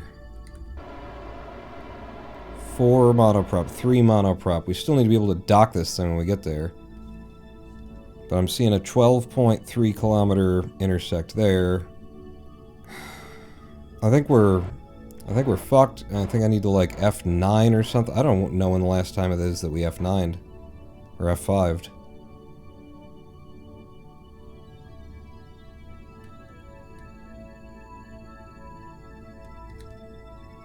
Yeah, I don't know. I don't think we can get that there now. Fuck. We could try bringing the space station to it once we get close enough. We're trying to match us on that side of things. I'm going to leave them with the monoprop that they've got.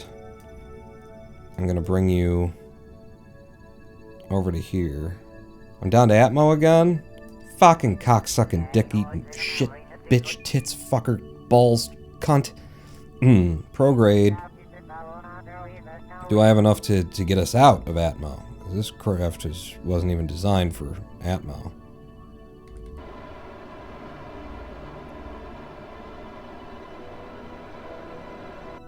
Yep. And nothing more. I can't bring the space station that low. F5. Alt F5. Fit. Hang on. Fit. Meet. Shan. It's just such a nuisance. Just such an annoyance. I'm going to F9 and find out where we were at the last quick save.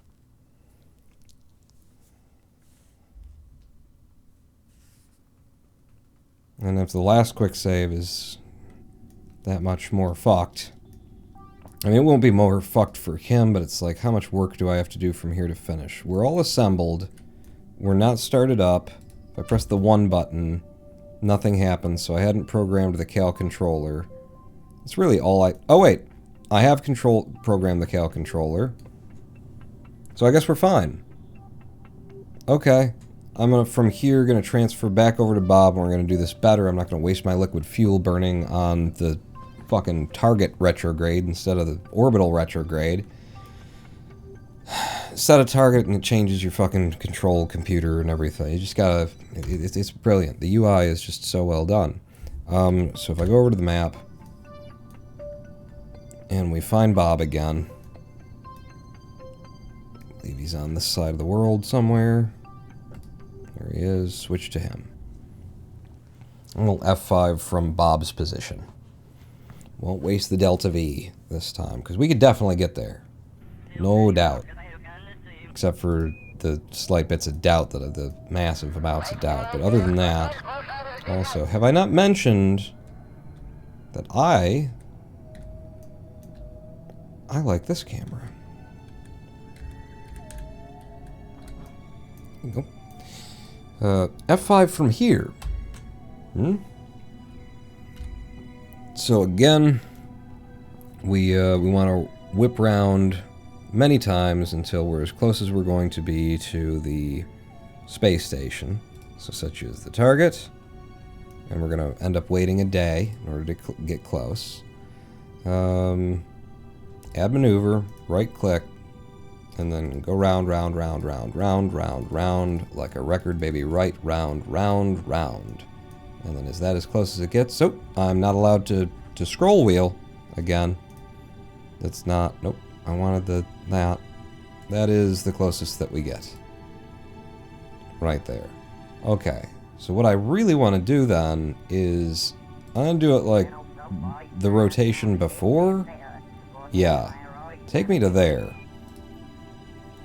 Fuck. I didn't switch over to Kerbin, and the game is programmed by monkeys, so they think that that's something that anybody should ever have to see. So, from that side of things, once we get past this intersect, suddenly the next one is going to be there. So, with an entire rotation of Kerbin between me and him, what can I do to make that better? Is my thought. There's your thought. It's my thought. Again, our AppWaps is there. That's his AppWaps. This is Periapps, which means our Periapps should be over here. Okay.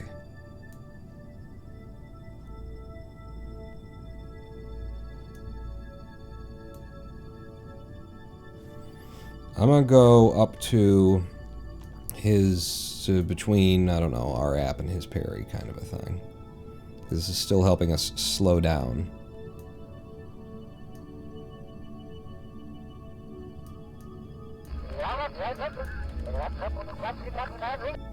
Right, no, me too. Oh, we're out of electric charge? That's what he was shouting about? Because we're on the dark side? That's right, you guys do suck through the electric charge. We've got some science made. Alright, then go to where we have electric charge again. Somewhere in here, right?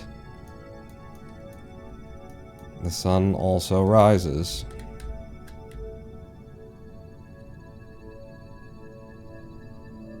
There you go.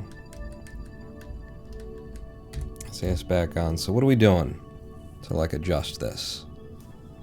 If my periapsis is that high,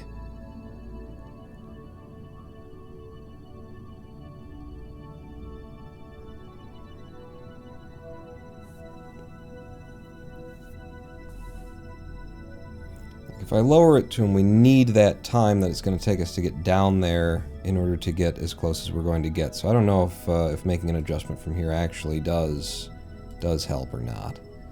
But I will use monoprop until we're in a position where we're really scrubbing speed. So F5 me from here. Fuck it. We're in now. RCS H. And then where's my separation? Oh, you dropped that, did you? When did you decide arbitrarily to do that? All on your own. Yeah, we're gonna get further away. If I actually do the opposite of what makes sense here, it can get us that, like, closer. If I'm firing right, and then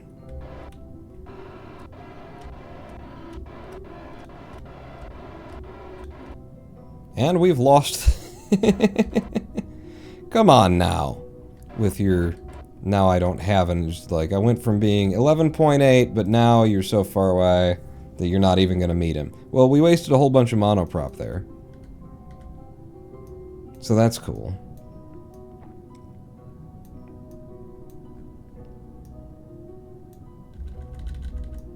So he's below us considerably. Eh? Stop just going wherever you think you should go. Go where I think you should go. What do I need to do to get closer to him?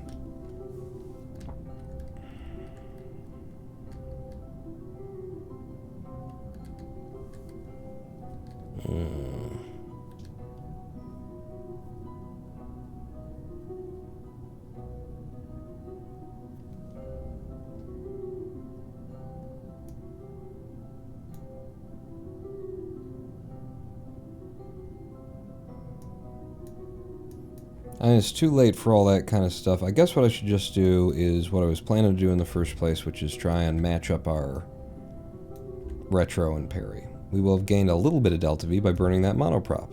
Not in any meaningful amount, mind you.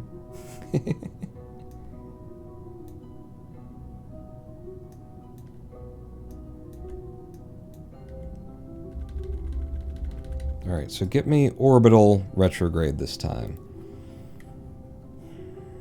I'm very much questioning our amount of Delta V. And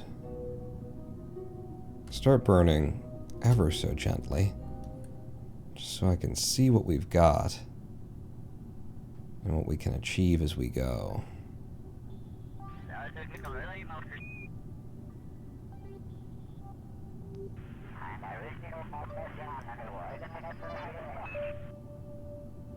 Two meters, 1 meter per second of Delta V. Alright, we are out of liquid fuel. We have an intersect over there of 33.7, and then when we get back over here, it's 10.7 again. So now we want to go to that side and try and lower this side so that we're just like getting rid of the speed difference each time. He's getting ahead of me now.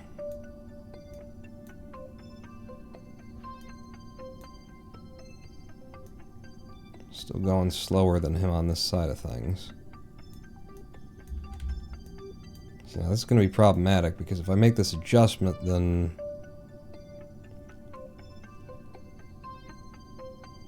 yeah, I'm still doing it wrong. Like, it's just tricky because we've got so little Delta V to work with. So my apoapsis is his apoapsis, and then, like, the more that we match these, we're not going to get back to that very quickly. I still got to be slower than him in the long run. But okay, RCS on and H. So we're pulling down our periapsis, or our apoapsis.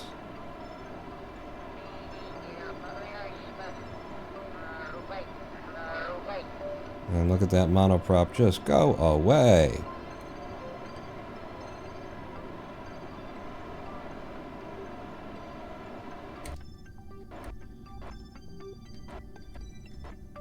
Alright, so we've got a match there. And the problem is that, yeah, there's your problem.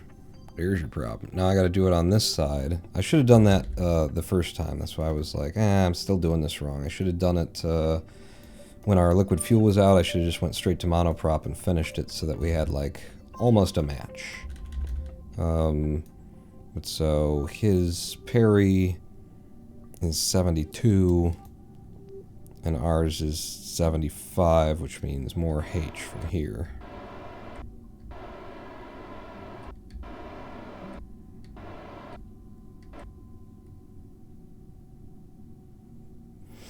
So now, considering we only have like 9 monoprop remaining, I need to like figure out if we're behind him, then we need to be lower than him so that we've got the inside track, which means that our periapsis needs to be lower than his.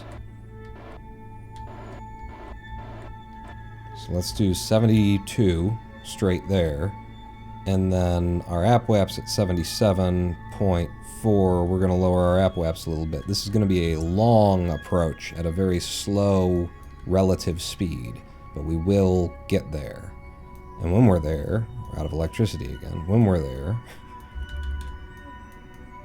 Because of that minor difference of relative speed, we won't have to spend much delta V getting things right. So I do need to lower our app-waps a little bit more. I'm going to go down to the bottom of 77. And now we have continuously the inside track. Intersect there is 35 kilometers. If I give myself a maneuver here, then it's down to 31.2, 27.4, 23.5, 19.7, 15.9, and then the game breaks, because why wouldn't it? 12.8. Fucking thank you! Thank you! 4.7. On this side, 7.1. 0.8 when we come to that. So that's our best place right there. Alright, so F5 from here? I guess. F5. And whip me. Alright, close your eyes, everybody. Oh, good. Good, it's not a full seizure, it's just a partial. We left this guy with very dry tanks in orbit around Kerbin, so it was always going to be difficult to get him to marry up with something. But I think we've got it now. It's definitely not done, but I think we got it now. So 0.7 kilometer difference on that side of things. Let's just go over there, look into the sky, see where he is. Hello, Lunar Eclipse. Lunar Eclipse?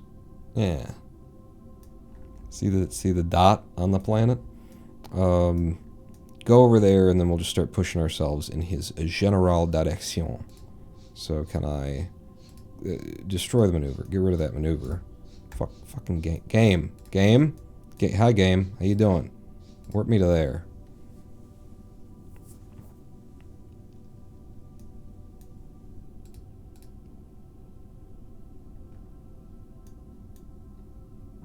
Okay. Separation is now going to be 1.8? And separation over there is 0.7? I thought we were... And then... But you... That was... Alright. Wait. Is that true still? You're claiming it anyway. Alright. What are you doing? I'm just asking... Oh.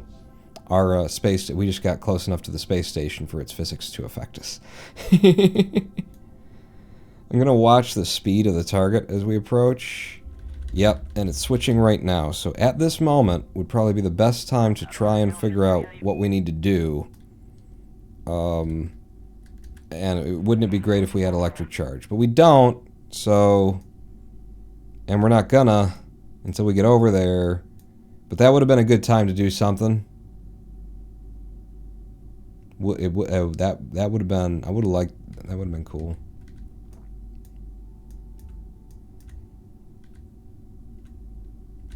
Over here, give me EC again. We're back up to 37.2 meters per second in DV, or I mean, relative speed. But we are super duper close, right? 4 point something kilometers different. We're going straight at you. Let me get on my retro. This is so much speed to have to scrub. It's not good. It's not good, and we're gaining speed.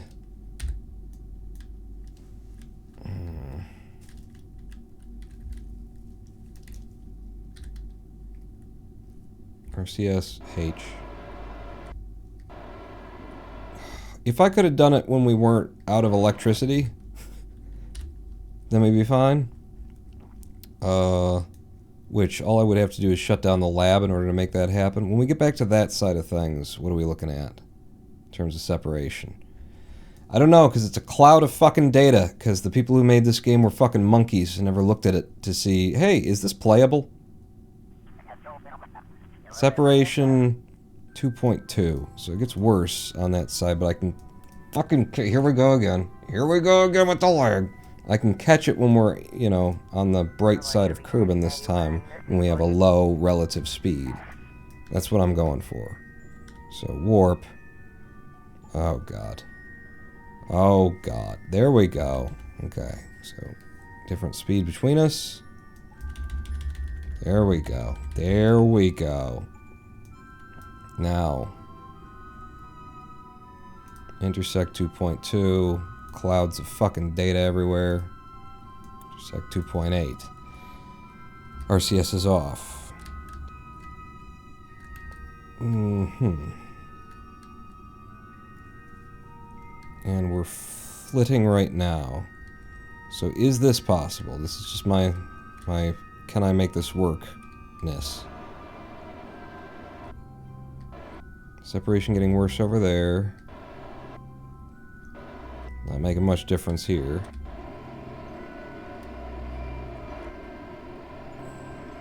Two monoprop remaining.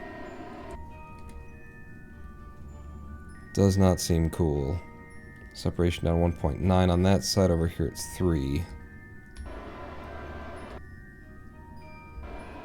1.6. 1.5. We're out of monoprop. Alright. We can move the space station to catch him. Is now what we have to do. It's now what we absolutely positively have to do. So, space station. No nearby objects? 11.6 kilometers. Alright, fair enough. Where's the snap-in moment where our physics goes to hell? I guess when I unwarp from this. Or maybe it's 2600, 2.6 kilometers? Is that when it happens? I just want to switch over to the other vessel. How close are we going to get? 3.4 on this side, but then on that side, 1.5. And what's it going to be over here after that? 2.6, 1.5. Take me to 1.5.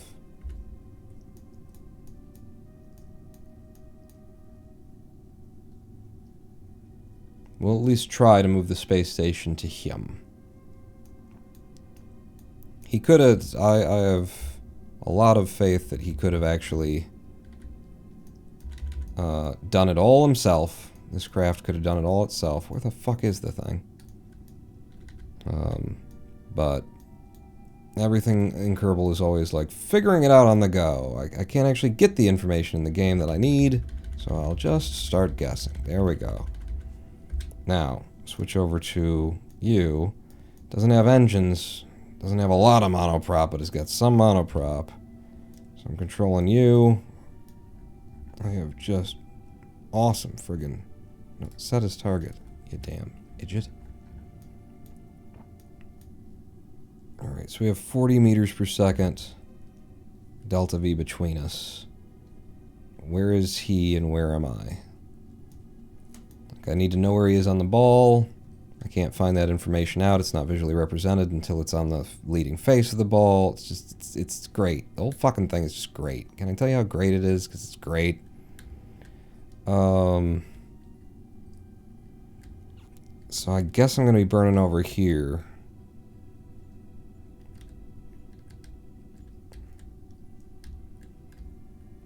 Let's try there. RCS H.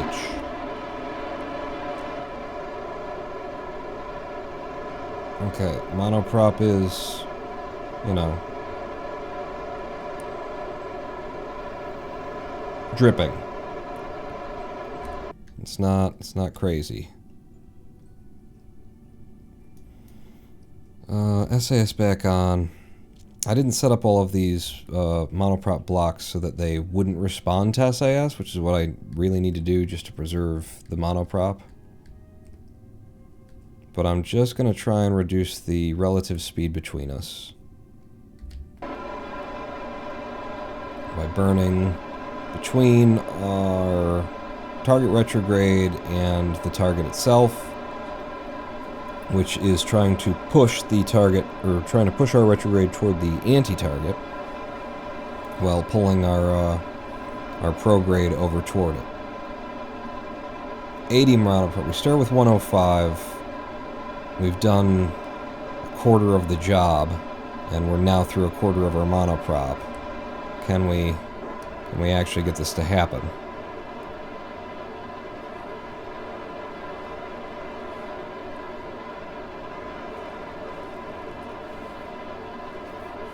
To waste all this, to use up all this monoprop, but Gotta try. Try and save this dude.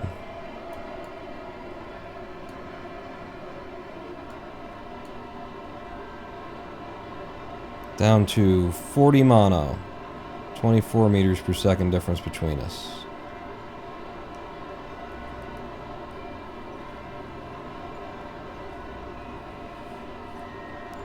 It's getting harder and harder to make this this change. I'm gonna move off of the target directly, and I'm gonna try and get over here and be between the 2 points. That's where I started. Stabilize, stabilize, stabilize. What just happened? Target is now 0.0 meters per second because I pressed F a lot of times.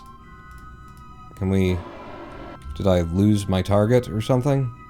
Did it go somewhere else? Unset target. Set target. You're great, game. Don't let anybody ever tell you that you're a piece of shit. Yeah, we're not gonna make it. We're not gonna have enough monoprop in order to steer into him to catch him.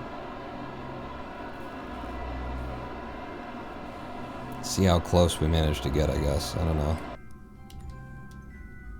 Where are we right now? So separation on the side of 13.6, then we come back around, we're at 9.1.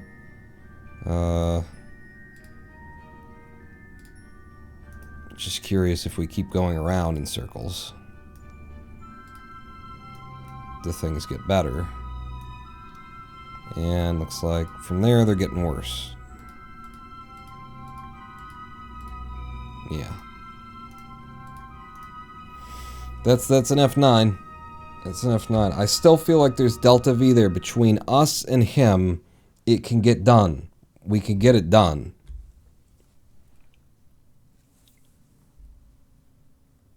Between the space station and the dude, we can fucking make it happen. I just need to figure out where. And I am shutting down the lab. Stop research because you suck through all of the electricity, and then overnight I don't have any power when I need power. Yeah, this is proving a lot more difficult than I'd hoped it would be, but I still believe we can do it. It's taken me a number of attempts, but I think we will get there if we keep trying, and I'm going to keep trying after this next live stream break. We're going to take a 7-minute live stream break. When we come back, now we've got some experience, we've got an idea how much delta V we have to play with. I don't know exactly where we F9'd to. He's down to not a lot of monoprop left on his end. We've got save points. We're going to figure it out, but we're going to do so after the live stream break. 7 minutes from now, meet me back here, Pawn Not Out.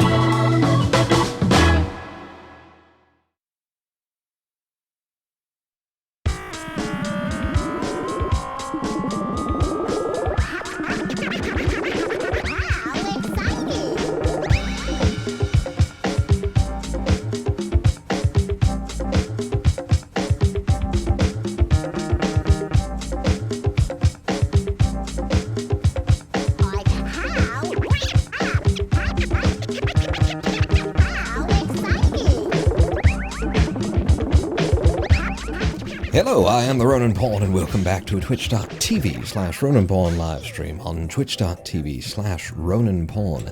We're in Kerbal Space Program. It's back there.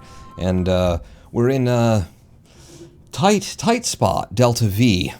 In terms of Delta V, we're trying to get an encounter and dock with a space station that we've got up here so we can refuel, we can drop off a stranded Kerbal, get them to test our Kerbal Lawn Jarts system. Now that it's finally in a, space station mounted position. But we need to get to them, and we're very close, but no cigar, and the amount of Delta V that we have is very scant. Now, when you're this close, and you got some Delta V, if you're willing to wait long enough and you do it right, then you can always get there. But I think what we're going to have to do, get back in here, and we got, this is the ship, by the way, that we're trying to get there. It's Bob's ship. He's a scientist and a mariner, apparently. He wanted a space boat, so we made him a space boat. So yeah, what I think we want to do is figure out where the hell I am, drop whatever that is, and boom. So we've got Apoaps, our Apoaps, his Apoaps.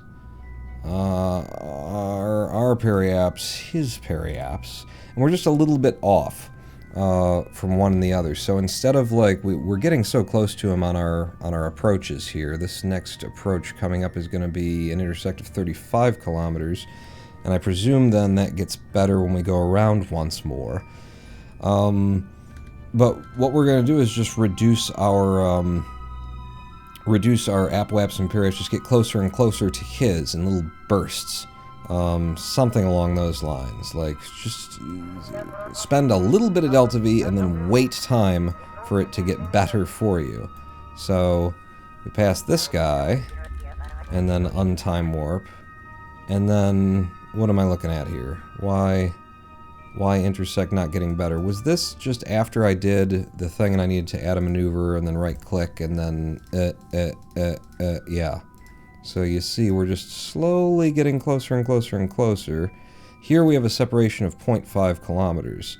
So where would we want to stop? If our app and parry, if our parry's there and we come around to here, and then we'll still have that ahead of us and that ahead of us, I can adjust our periapsis to be, or I can adjust our apoapsis to basically just about match his. Well, we're still trying to catch up to him. And then go round, and then our periaps adjustment as well. How little delta V we talking?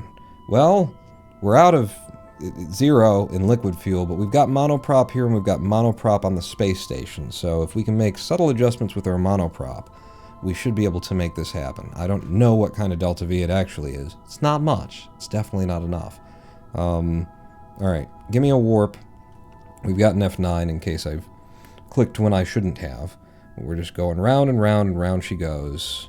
Locking the scroll bar on my mouse so I can't zoom out. Which is a thing that sometimes the game just decides to do for no particular reason. Okay, so from here, our next, let me get that up too if I can pin it without, bringing in 1,000 other things. Nope, can't. It's all a cloud of data. It's always a cloud of data I'm staring at. 2.9 kilometers there, but then we get down to 0.5 kilometers on this side. So let's go up to our periaps. It says 40 meter per second closing speed at close approach. That seems high for a little monoprop. That's why I'm going to do it this way. I think we can close this speed difference by just, matching each other's everything in little bursts. So get me my orbital retrograde. Right? Because are we low or high of him? Ours is that 176. We're below and he's high? Okay, well then RC is, I'll hit it with an N. So we're just gonna match his height on this side. Really closely anyway, very nearly. We've now got a 1.6 separation there and a 2.9 here. Okay. Okay, no, this is to plan, I think, so far. RCS back off so I don't mess it up. Then we go to AppWeb. So things have gotten worse because we had a 0.5 kilometer separation, but it was the speed. The relative speed was the problem. And still is.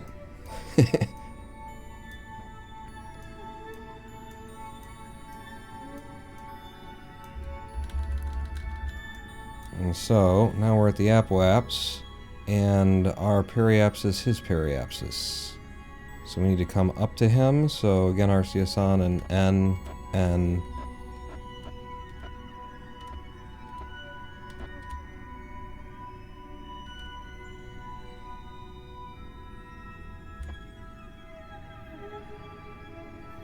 Uh, 369. What I want to see at this point is now we've got just such a minor difference between the two of us.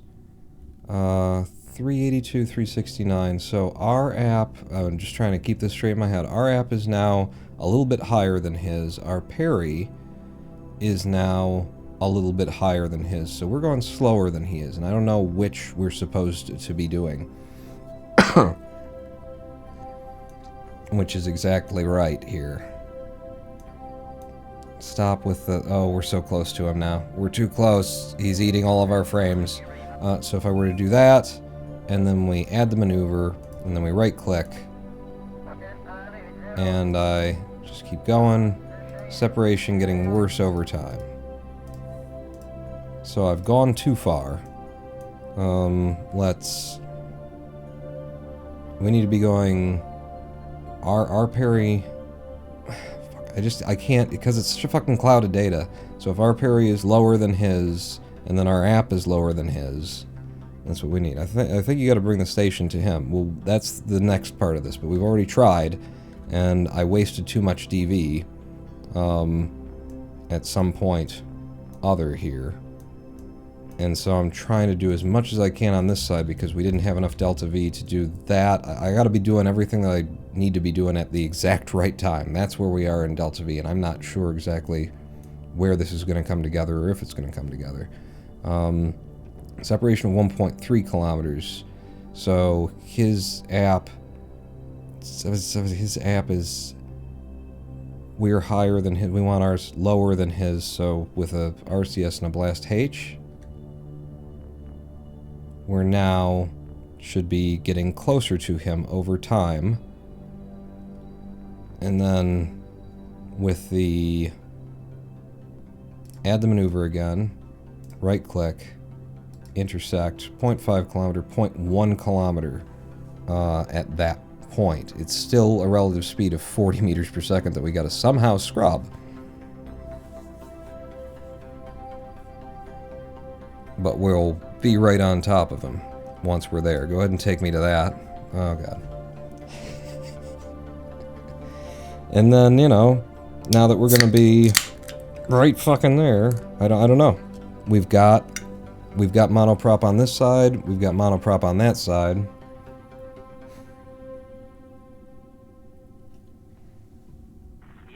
You know, in Time Warp, none of these objects should have a part count. They don't have physics at an individual level at Time Warp, so why, you might ask, if you were me, why would we be seeing what we're seeing, where the game drops to shit every time it enters and exits that area? Somebody didn't finish the game. It would be my explanation for it. They don't have individual physics. Like, the whole model of every ship that you cast could be, like, saved in memory as a solid single object in its, you know, saved state with its axis. Like, there's so much that can be done if you know, knew how to build a game when you decided to start building games. All the relative velocities and the inclination, then. Yes, it is. We can see when we get out here, there's a lot of inclination stuff. So, that being the case, thank you for pointing that out, because that means the best place where we could try and make that better would be at the ascending or descending node. Let me go over here.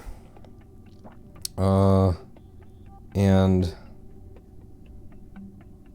try and make, like, find out what kind of adjustment we need. How much Delta V we're talking about to get on the same.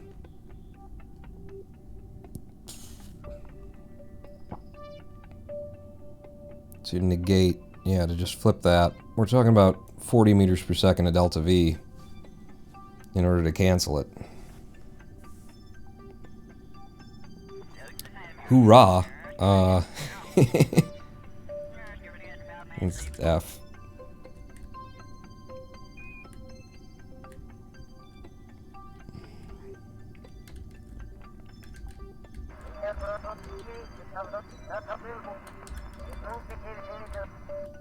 So,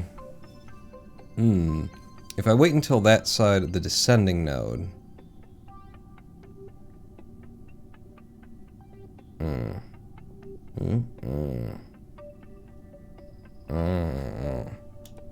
yeah. By which you mean no? No. Yeah, this is might not be doable. I might have to send Bill up here to refuel this guy just so that he can get there. We're so close. It's vapors. Vapors away. I'm gonna open up RCS. I'm gonna start burning now. And look at how much he's able to put out. 5 monoprop remaining. 4. 3, 2, 1, 0. He did manage to take 7 of the meters per second delta V off that we would need to close that inclination gap. So there's that. Good. And we're going to head over there. So as our inclination widens, we should get our frames back. Because now, yeah, look at how high we are above him.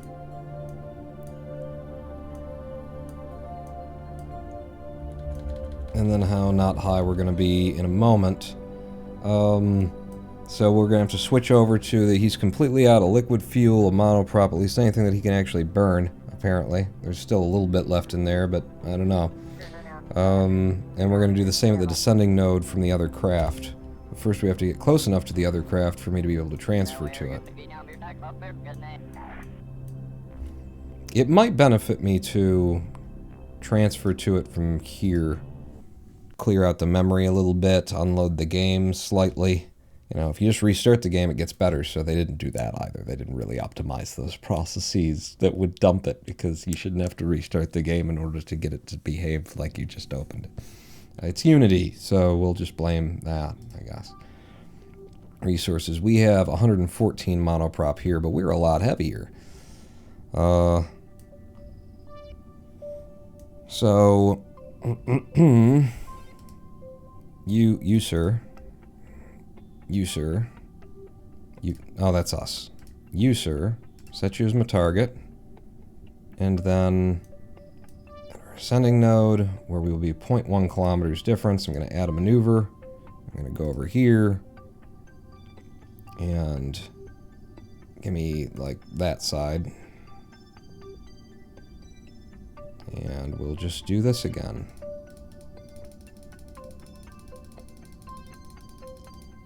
And since the problem is the relative speed and not the separation, this is where we really need to be putting our things. Honestly, I blame Unity for using C and having to rely on its garbage collection.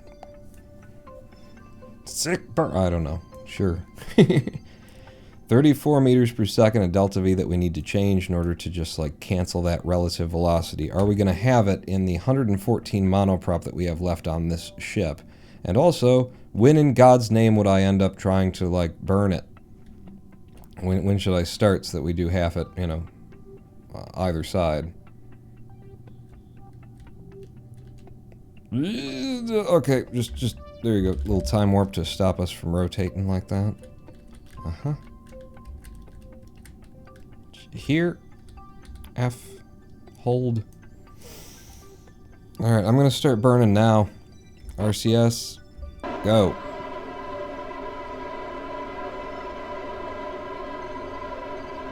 Eight, 7, 6, 5, 4, 3, 2, 1, 0. So I'm just trying to count and sync with the monoprop depleting, but I wasn't really doing that too well.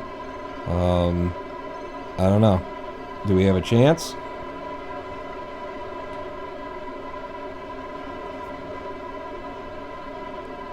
It's not looking great. We got so much fuel on board this ship too, but we don't have any engines. The fuel is supposed to be for other people to dock up with us. We're not supposed to be having to dock with them. 70 monoprop remaining as of now, and we have more than half the burn to complete. We started with 110, so we've gone through half our monoprop and not done half the burn.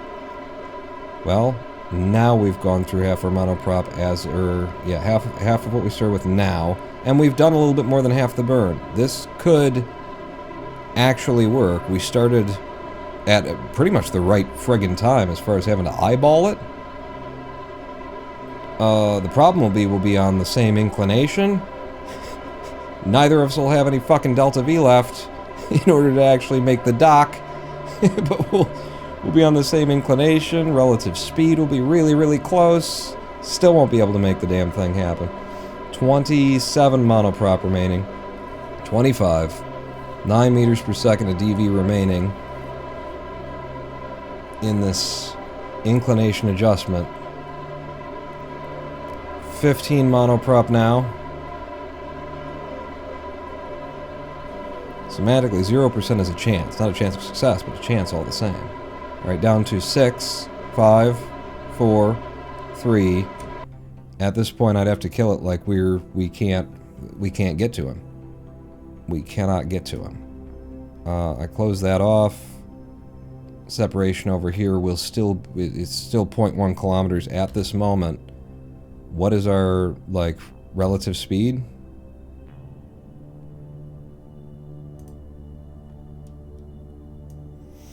.9 meters per second. And we do not have the monoprop to look at. Look, there he is.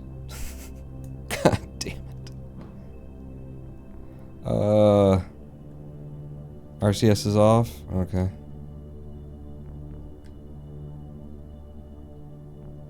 .4 meters per second between us right now. That's where I would want to burn.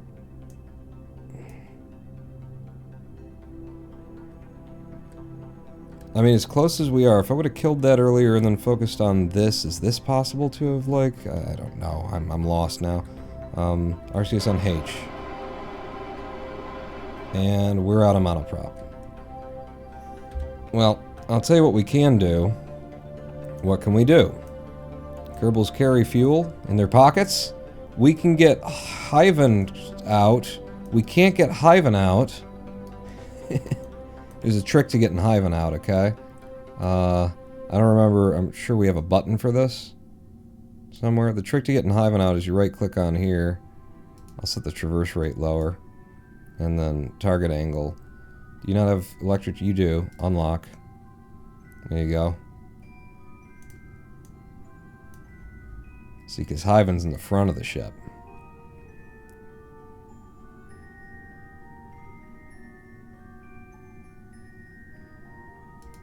Hyven gets out.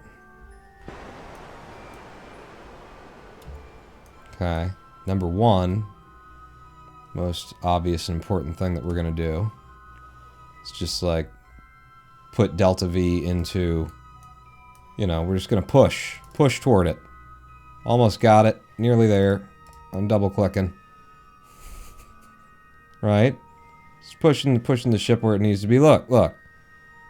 With the, and then we're 2.4 meters per second. Maybe her monoprop. Ship's completely empty. You know, she could push this. She'll just push us over to it. 2.3 meters per second between us and the target. 2.2. This could work. Go up to some fizz warp for us. It happens a little bit quicker. I don't want to go to too much more fizz warp though.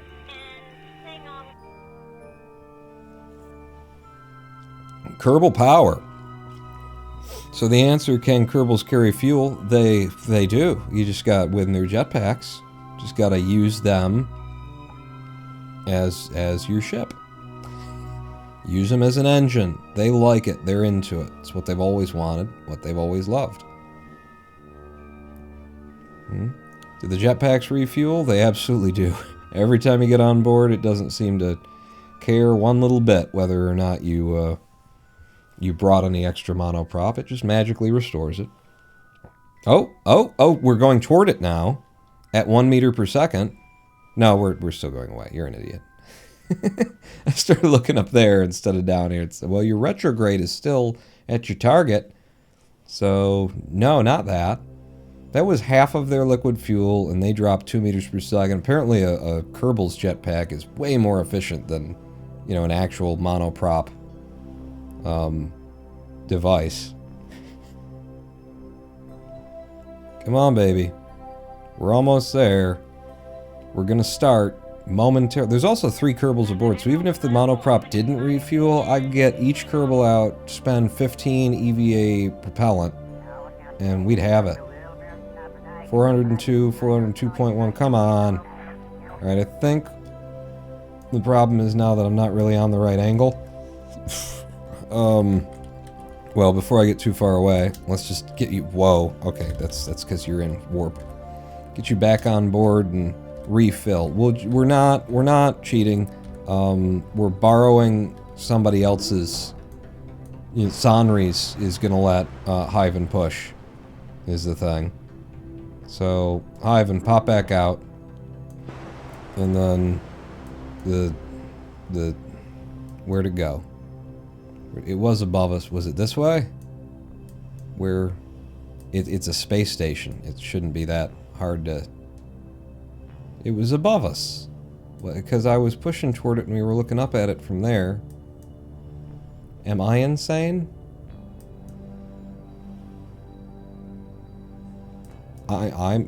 Somebody's insane. You no longer have a target. I'm going out here and seeing if it'll let me double click on the... No, not from this side either. Well, where the fuck is it? Huh? Is that you? 60.6 kilometers. No. And that's not you. 46.2 kilometers. No. Where the... There she is. There she blows. Also love that it just drops your target whenever you change between one thing and the other, and then doesn't remember because you exited and entered. It's almost like they don't know how to make games or something. I don't know. Yes. Basic UI. As far as I can tell, we still need to be going up.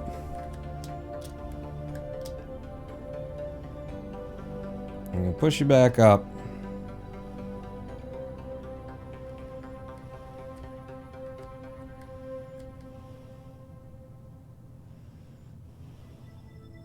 And like that. Up and to the right. Back and to the left. No? What if I push you from this side then? Hmm?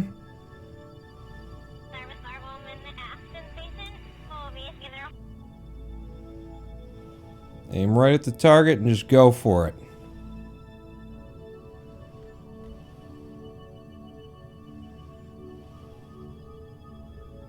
We were getting a lot more, you know, effect before. Seems like probably this isn't going to work. Hyven, the reason I originally got you out was not to do this. It was to go to the space station. Because you can still come home, even if I got to send fucking Bill up here with the goddamn tow truck. Give him a jump in order to get him to move the last 400 meters to the ship. Whoa! What the hell was that?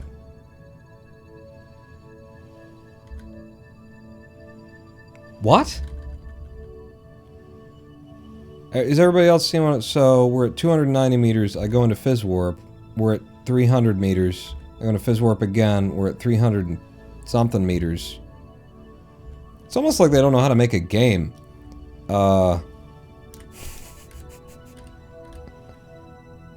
Alright, no Fizz Warp then. We'll Time Warp. Wow. Are the rules of physics bound that much to, like, frame rate? Like that I can bend them with the frame rate? I can change my distance from something by going into a different time warp? I don't know if you guys know how to make a game, is the thing. Well, you like being a dick to them. Well, I feel like they've been a dick to me just by, you know, making this game this way.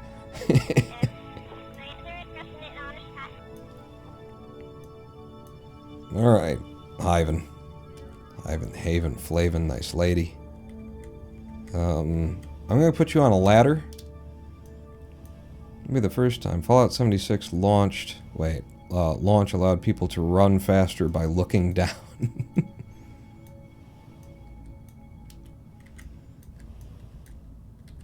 You know, the strafe run has always been a thing in gaming.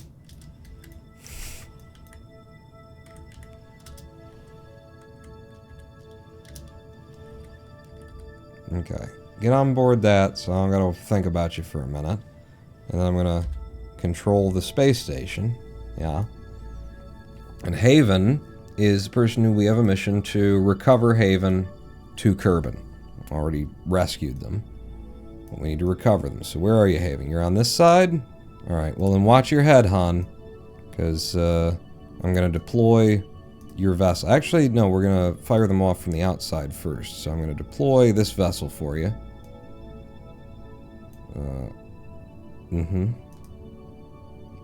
Traverse rate very low. Target angle up to 25.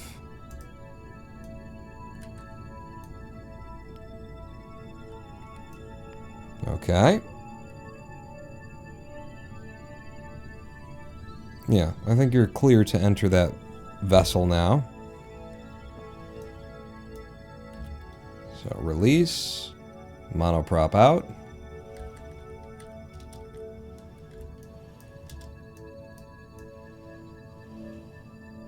Wow, with the frame rate. Alright, which one are you taking? This one, I guess.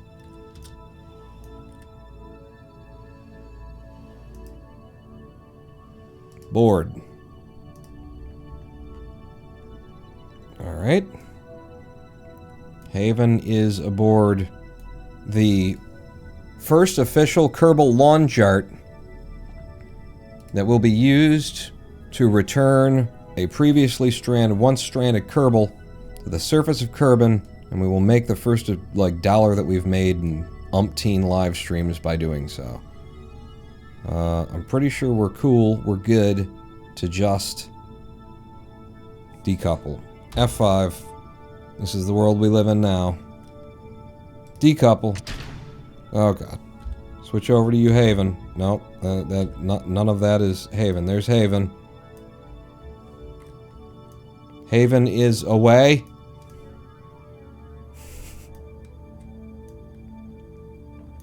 If I press 6, we have deployed Haven's Majiggermadoodle. Now, on your orbital retrograde, which apparently is... I mean, it should be ahead of you, right?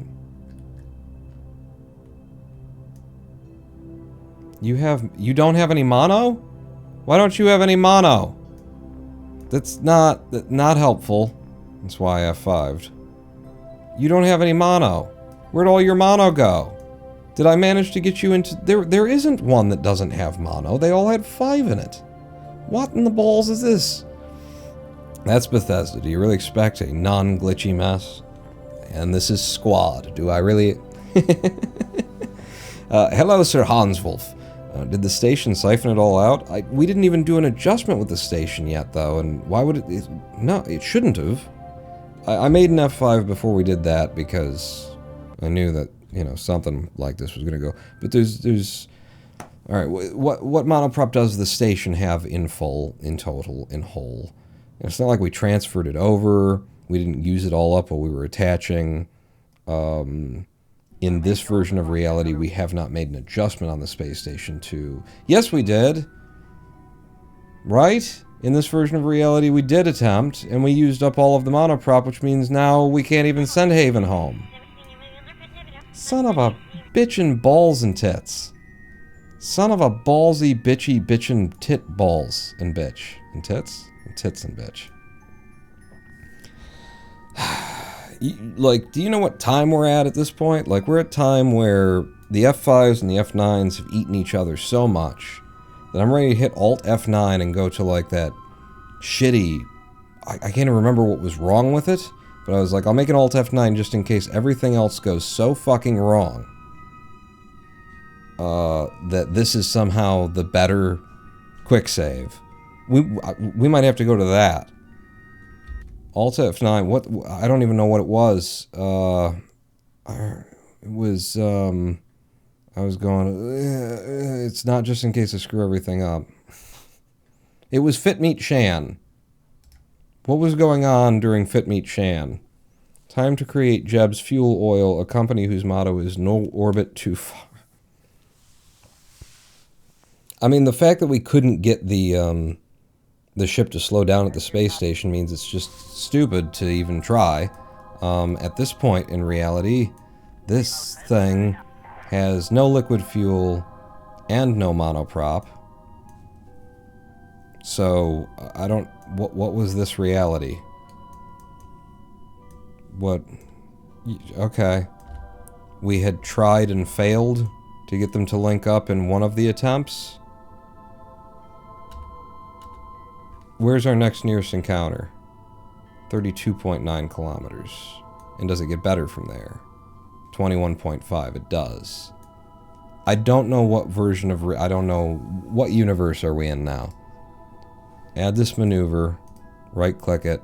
Have it go forward. Shit gets worse and worse.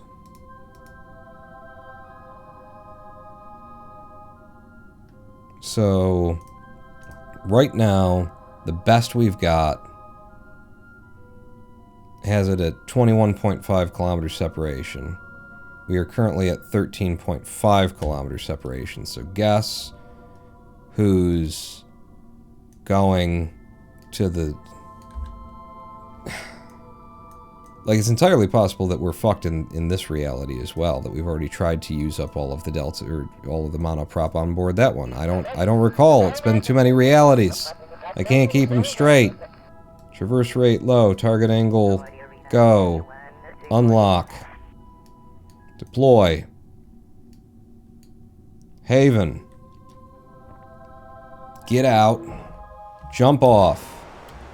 RCS. Move away from the stranded, fucked up vessel. Target that one, and go. Under your own velocity to that vessel.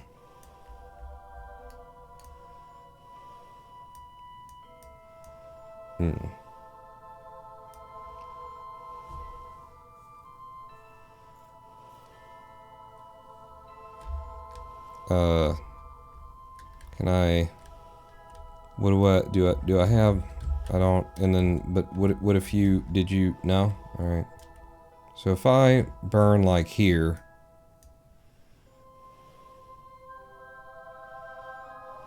No, that's not helping? Alright, fuck it. Let's get speed going toward the thing. Oh, because you're not actually following the mouse, you're locked to a fucking plane. What... That's the thing. If I do that... yeah, and then when I try and go in that direction, I can't. SAS and then... Okay. Right, and then without SAS, am I allowed to do any of those controls? No. This is a hell of a game. Hello, Jabba's back. Yes, it is me, and hello to you as well. 100 meters per second in not even the correct direction. SAS back on, and do that. Alright, like this, and then like that. It's a lot of speed to have to scrub, but I guess we do have a lot of distance betwixt our twain.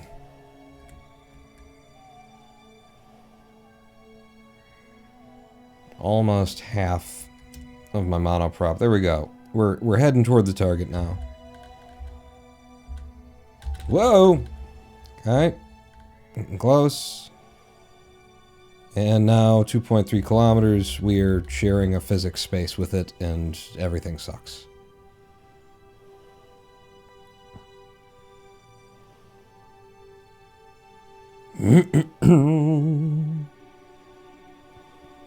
Yeah, that's a lot of speed to have to scrub now. And we're whipping right past it is what we're about to do. Uh-huh. So get on this side and start burning that way. Hi! I'll be back!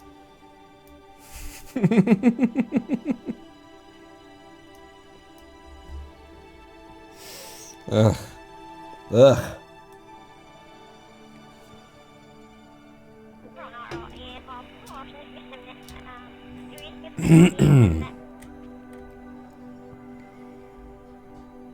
There we go. Burn forward and down.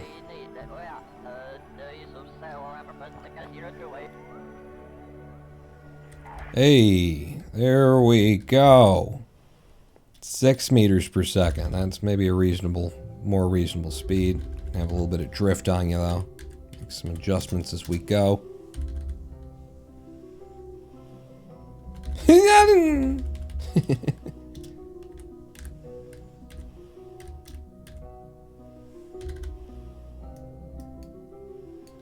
Whoa!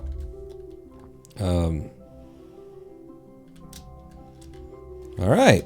We're in. We made it back here, and now slight, subtle, small, minor question. Does this have any monoprop on it left, or are we in one of the universes where we used all of our monoprop on this craft as well? Because if that's true, all is lost. The world is a vampire. We have 114 monoprop remaining. No, we're fine on this. And since Bob's ship just can't get here anyway, fuck Bob's ship. Is how we're going to go about that, because we want to have some kind of success today. We had this first and most primary success is that we finished the assembly of the space station. We now have 2 docking ports that are in the middle of the craft. In fact, start her up. Spin the bitch up, for fuck's sake. There we go. And they say steady and stable as we maintain gravity, simulated gravity by ventricle marmalade force.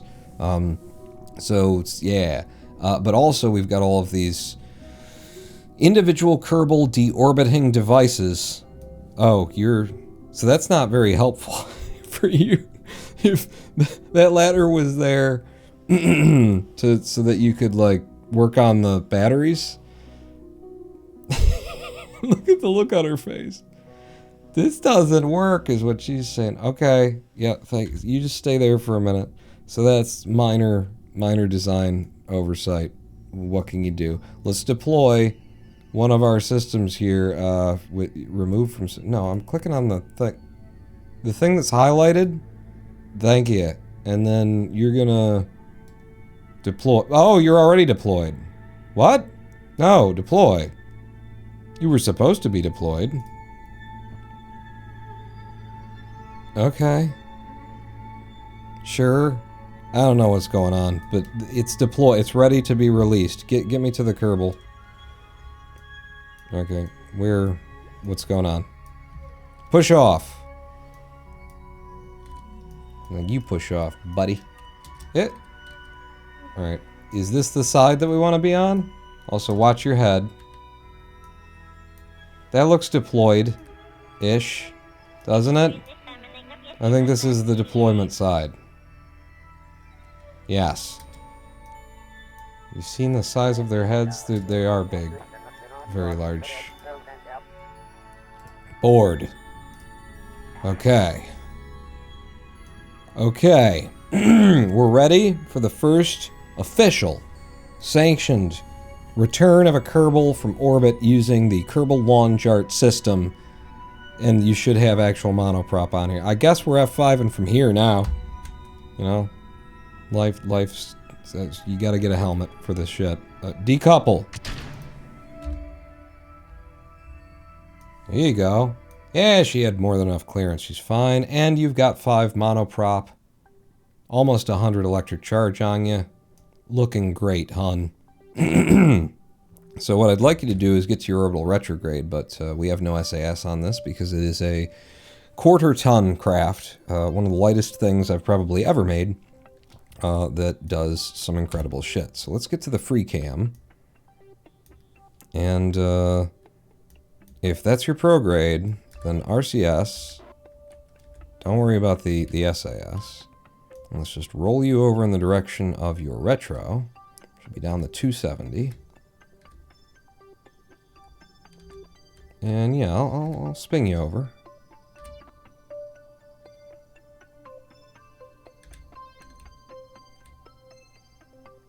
And once we get far enough away from the space station, we'll have, you know, more than 8 frames again. So don't worry about it. Let's just get stable on our retro.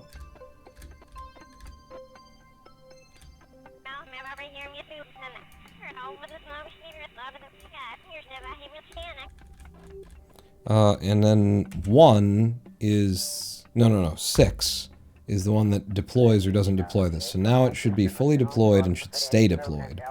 I'm going to get us back on our retro, and we're going to burn down. So currently our periapsis is 72.5 kilometers. I'm going to fire on H. And we're going to burn this straight down to where our periapsis over here is 0. Because why not? Oh, how close can I get to the KSC?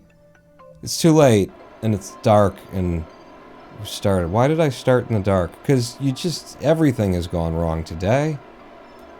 You just want it to end. Oh good, no, we're going into a sunrise anyway. Yeah, we're going to burn this down to a straight slam into Kerbin kind of a thing. Who needs a descent? Who needs a 32-kilometer periapsis, huh? Pansies, that's who. I'll tell you. There we go. We have a negative periapsis. Let's spin around to our prograde. Look at how this works too. That we've got the control, the monoprop fires on the tail for spinning us around. It's beautiful. We have a little bit over 2. Monoprop remaining. I'm going to turn RCS off, and I'm going to hit time warp.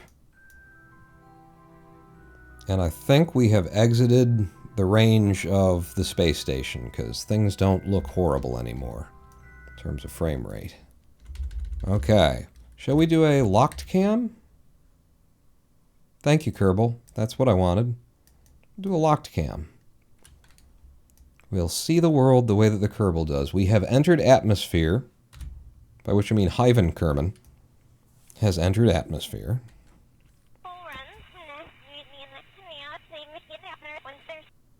And she's not happy about it. She's saying this is a bad idea. Who designed this piece of shit? Are you guys fucking crazy? She's saying all kinds of things, basically. Can I turn your lights off? Let's lower your visor. There you go. There you go. That's going to be the difference between life and death here, hon.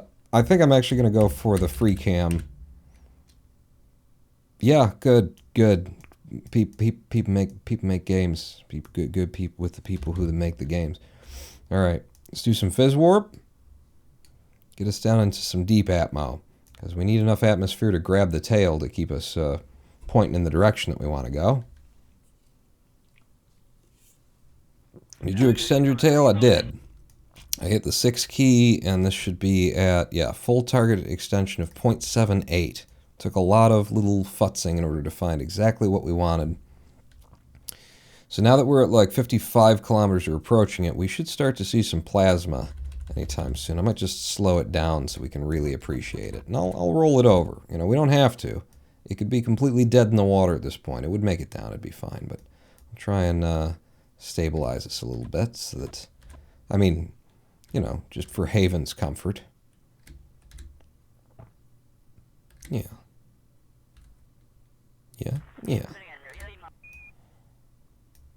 And things are starting to heat up. I expected to see some plasma by now. We're at 49 kilometers. Oh, here we go. That's, all right, Haven. You've got your face shield down, so I'm sure everything will be just fine. A little bit of 2 times fizz warp here. I love that you're throwing her out of orbit riding what is basically a glorified disc sled. And we can do it from Minmus in our testing. And she'd still be fine. Is that the KSC? No, that's Jewel. Damn it. I always confuse those two. Is that the Kerbal Space Center? Oh no. That's that giant gaseous ball.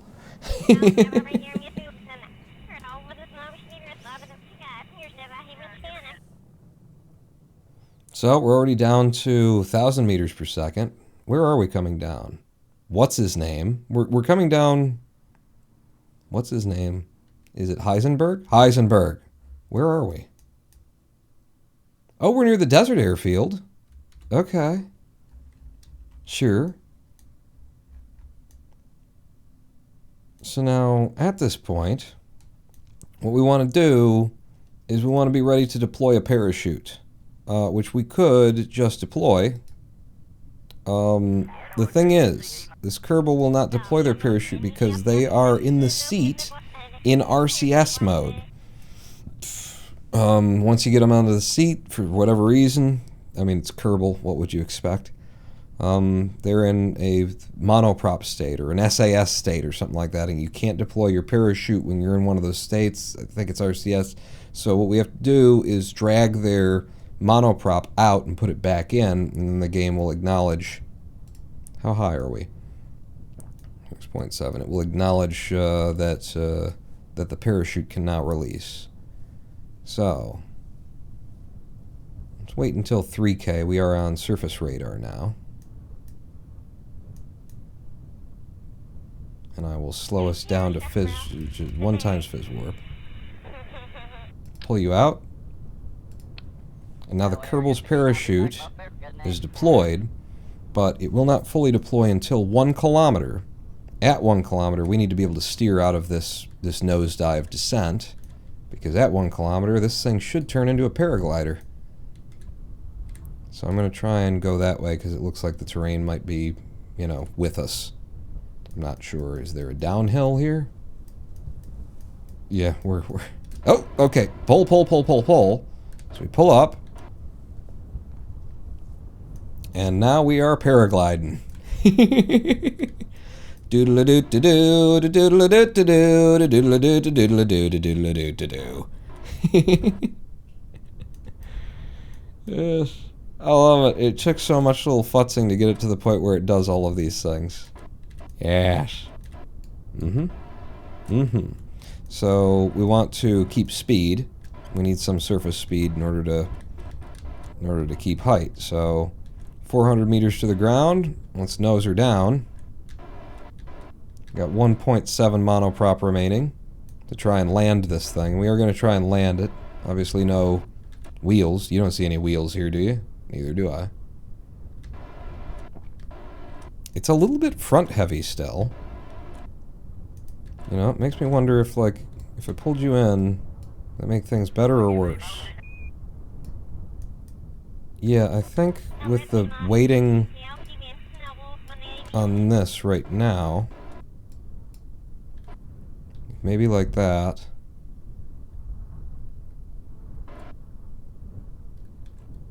Okay. Just looking, you know, I'm basically using that as trim. Yeah, there we go. Trim feels good now. Okay, 30 meters per second and all. Pull up. Yep. Yep, pull up. And?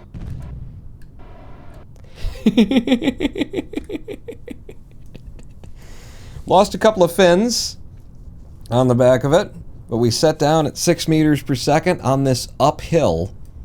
I love it. So now we'll, you know, you're fine, so you can raise your visor. And go ahead and take your helmet off. Because you're down, you're on the ground, there's remove helmet. Unable to remove helmet, too hot. From what? Just the atmospheric plasma that was licking off it a couple of minutes ago? What do you mean? With the helmet's too hot. Take the damage out of... It's her pay, I think. It's like... Their pay.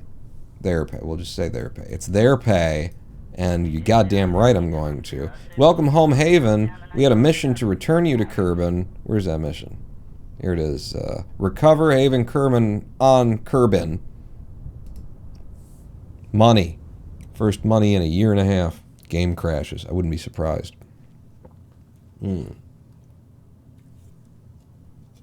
So, space station assembled in place. Bob Kerman cannot get refueled.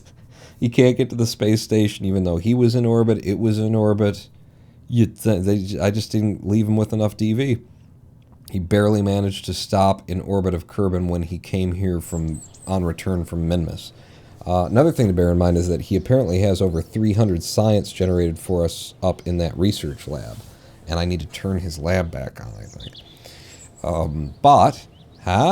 We made money. Back up to 1.225. I don't know. Is that more than what we had before? And Haven Kerman is level 1, whatever they are. What are you, Haven? What do you do? You're a pilot. We got pilots. We could use an engineer. We got tourists, too. We've been employing these guys for like 8 months at this point. They're just getting kind of sick of sitting around. Let's go back up to the space station, I guess, and or no, back up to Bob's ship, and let's transmit his science down and make sure that his lab is back up and running. I'm not sure if in this reality I turned it off or not, but let's claim that 300 science that we goddamn well earned. Oh, I clicked the button too fast. The other thing we're going to do is delete all the crap from around Kerbin. But I'm very happy with that successful descent of the Kerbal Lawn Jart. It still works. You know, and you've got more than enough time. You're able to, like, flip the thing over and start flying with it from 1,000 meters, like, before you hit 700 meters. In 300 meters, you can go from, like, straight down to turned over, and it gives you a lot of time to tweak and adjust the tail to use it as a kind of a trim, like we were doing there. What do we got? Yeah, get that electric charge going again, Bob. Let's put the craft back together also. You're supposed to be, you know, not like that. Is that you? Is that you? Do I have a button for this? Is there an action group? I don't care. Close her up.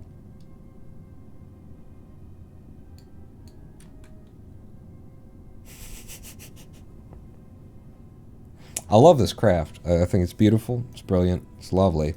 What do you got on board there?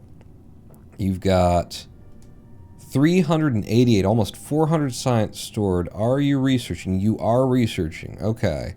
I'm going to go ahead and transmit the science that you have right now. Do we have the power for it? Yeah, in day we've got enough power to transmit that just fine. And you have 644 data, so let's review the data and see if we've got something that will fit in there. 135 probably isn't going to go. That's, yeah, won't go. 162 won't go. 135? Nope. Nope. No. So 644, it needs to be 110 or less. 22 will go in. Another 22. Lab already has this data. Well, I should probably recover it then at some point. Whatever. And then what? Why you know? Why you know do? It doesn't matter. Whatever. Get me to the stuff that I can use. 135 data, that won't go in. 29 data, that will go in. I'm just making sure that our data is as high as it can be because our rate increases with the amount of data that we've got in there. 45, it's just too much. Just slightly too much. 112, way too much. 54, too much. 36. 36. Wait. Hey! 400 science. 388 science returned. 717... 36 to 50 is 14. So we just need another 22. The only thing that's going to fit in there is a 22. Oh, a 29. Up to 746. Brilliant. Close it all down. It's a lot of science that we brought back from Minmus to process in orbit of Kerbin. I mean, we didn't mean to. It's just he needed to come back and refuel. And now that we've got the space station right there, he can't because he's running on vapors. He's running on empty. So those things, done, confirmed. He's still doing research for us. We got his science. Yes, take me back to the tracking station. Let's clean up our space. Everything that I've deorbited to 48 kilometers is getting deleted. And that'll make it easier when I'm dealing with these goddamn clouds of data. I'm trying to do a mission. So how do we rate that mission there that we just pulled off today? Like, is that a sick failure or a fail success? Like, because kinda. Something kinda happened there. If I just turn, like, all of you off, just everything is gone. Huh? All ya. And then I bring on the debris. There should be... No, there's no orbital. Alright, give me probes. What do we got for probes? Lawn Jart Quick Loader Mark II probe. What's your periaps? 48. So you're dead. Alright, that's somebody that I meant to deorbit. If I put him at 48, that means he's supposed to die. You, sir. The ring. Periaps, 48. You dead. You, sir. Apoaps, 74. Periaps, 48. You dead. There's the three of those. And then if I bring it, we got a rover. No rovers in orbit. Landers. What do you got, huh? What's your deal? Temp? Well, you're Valentina. So, okay. Ships. Let's take the probes and rovers and everything else off. Just the ships now, please.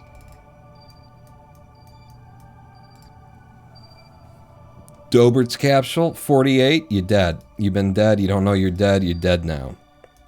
You're dead to me. You always been dead to me. The HMS space boat, you dead. No, that's Bob's ship. We don't kill Bob for no reason. Is that everything though that's in orbit? Looks like that's, if I go to stations, we have our station now. Toggle planes. Is there a plane in orbit?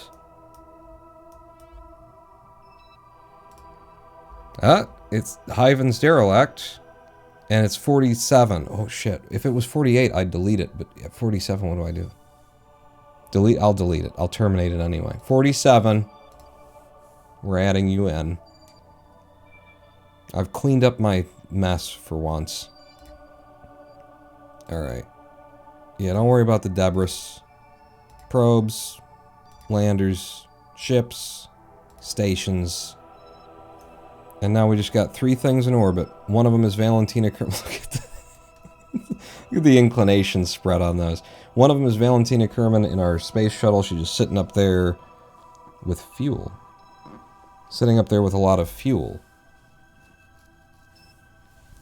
And Bob needs fuel. The problem is it's a shuttle. The only docking ports are in the bay. I don't know how you get fuel out of the shuttle to there. But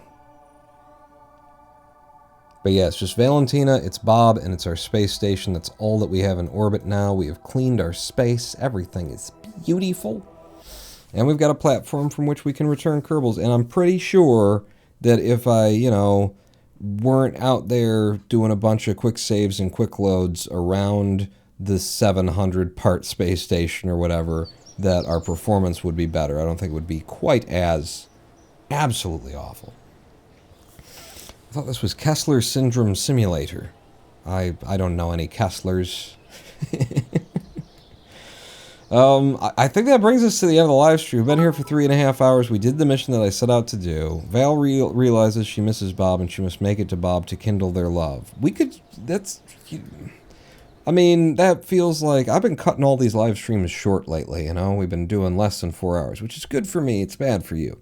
Look, I'll give it a try. Like, Val has all of the fuel in the world. And the problem will be that there's no way to, like, move her fuel over to the space station. Or, well, no, the space station, that too. Like, we need to redesign the shuttle, or just, like, I don't know about that shuttle in general. Build craft that now will live in this universe where we have this space station the way that it is designed. Kessler makes battery-powered space debris, right? I'm pretty sure all he makes is debris, really. My Tesla's locks froze, and its AI corrupted the national electrical grid, and it seems to have gotten the launch codes and is starting World War III. But I don't have a problem with Tesla. This is my problem. My fault. So here's our shuttle. Let's just open it up because I want you to see the situation. Unless I was smart enough to put a docking port somewhere on the exterior. I wasn't smart enough for that. This is the situation. We got a docking port there, a docking port there. How does that help us? Would be a question that a person could ask. Now that there's just 3 things in orbit, we can easily target the HMS Spaceboat. And where are we? This is us. Okay, that's us. Let's go to the descending node and kind of fix that, I guess, to start with.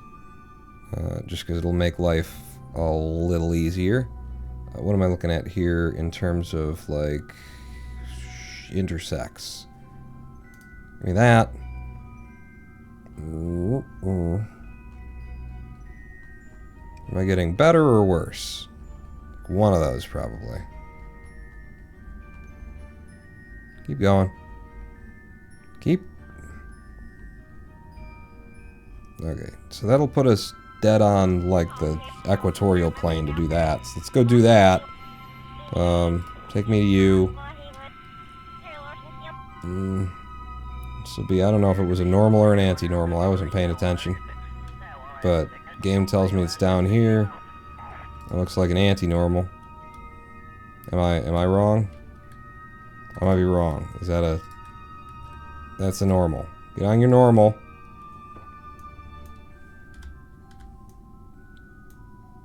And then at whatever. Just do it, because I don't care.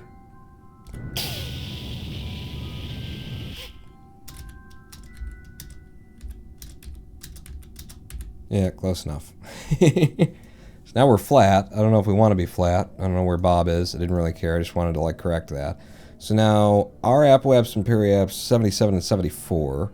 Bob's is 88 and something else. I'm just gonna, like, drop in a maneuver and then right click through and see how many rotations it takes before we catch up with him without me having to do anything.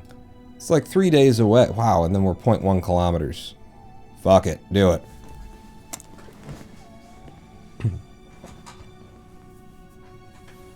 Val's been up there for a while. She can do another 3 days, is the deal. Let's come on over. This 0.1 kilometer separation. 0 kilometer separation. Relative speed is 25.8 meters per second. Where is he? We should be bumping into him. Where you at? Target? I'd like there to be more SAS on this. This just takes a minute, doesn't it? That's the opposite. So he's got to be behind you. Up there. Aha! There he is. What do you want to be doing, though, in order to slow this down? Well, right now, we're fine. And then, yeah, I'm going to want to burn here.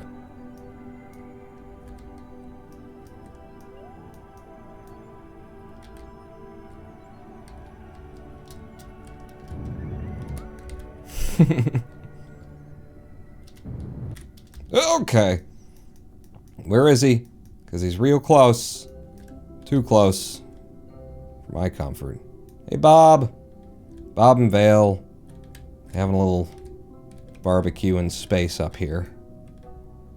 Vale, do you have mono... You've got monoprop and RCS and stuff, right? Probably. Like so, if I put you here and then I hit some RCS and I said do this. Does that work?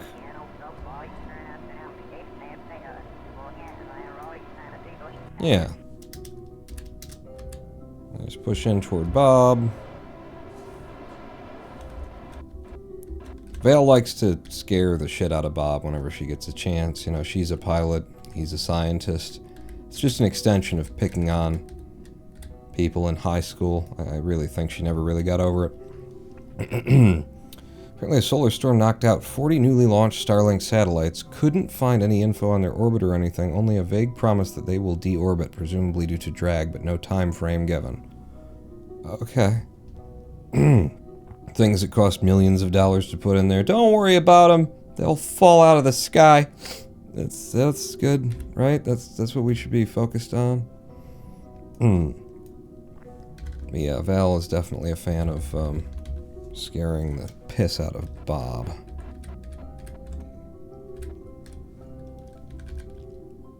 That's what I've decided.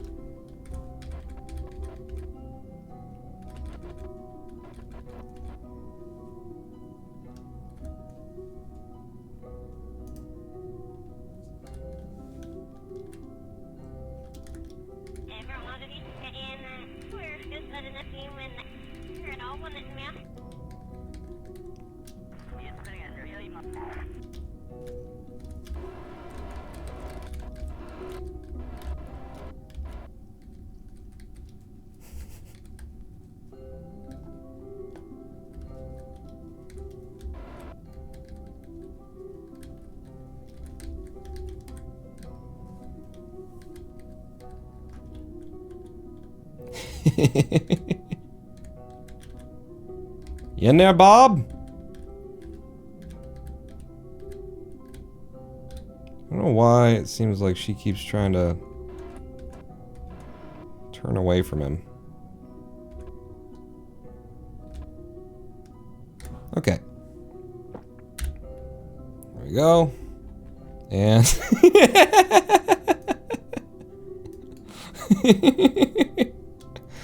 yeah. So, yes. And, so, yeah. There are, on Bob's vessel, let's go over to Bob's vessel. There are, docking ports on the side here. And there's one on the belly. But of course, the issue being any docking port would have to be able to get, like, inside here.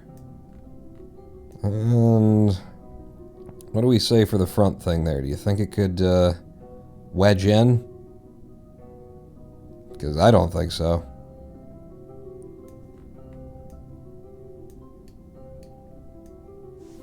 Because we can disconnect this. This is designed as a scientific vessel. Obviously. And so the idea is that Bob gets in here, and then he lands on the planet that he wants to explore, and then he comes... Oh, they just kissed. He comes back with the science, links up, puts it into his lab, and then they process it, kind of a thing. So this breaks off. We can give it a try, F5. If I undock,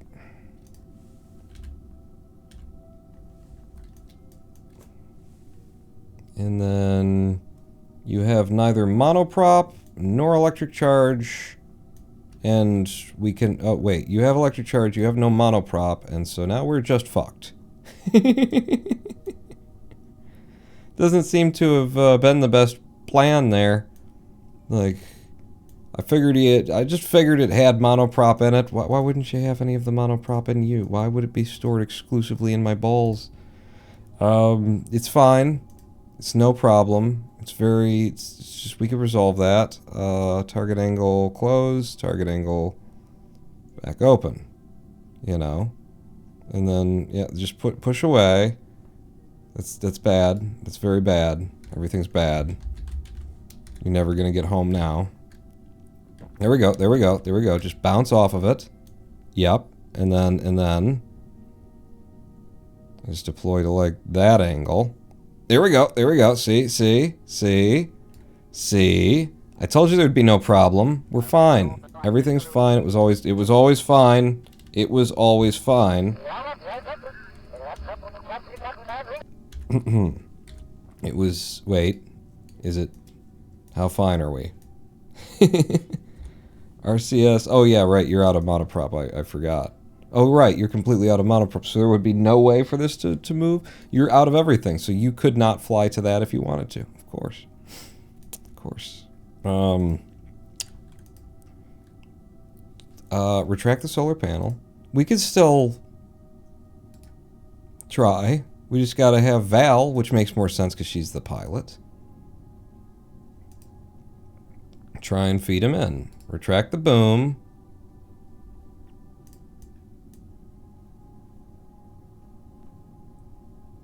Bring in the antennas.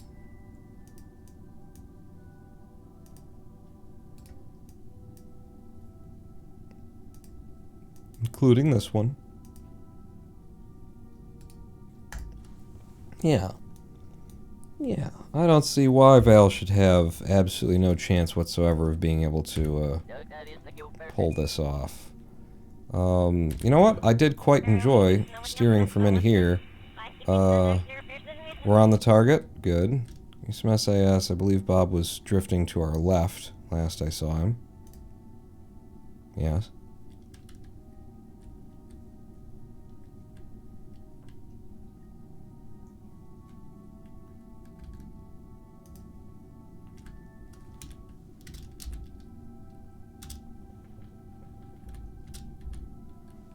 Okay.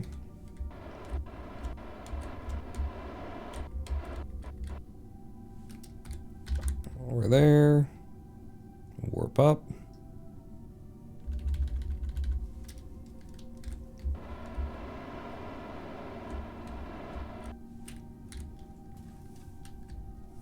.28 meters per second. Maybe give yourself some speed in this direction. Maybe. Articulating docking port could come in handy. Yeah. It's definitely like the thing that seems like, boy, we should have had one of those a minute ago. In this design. Yeah. Okay.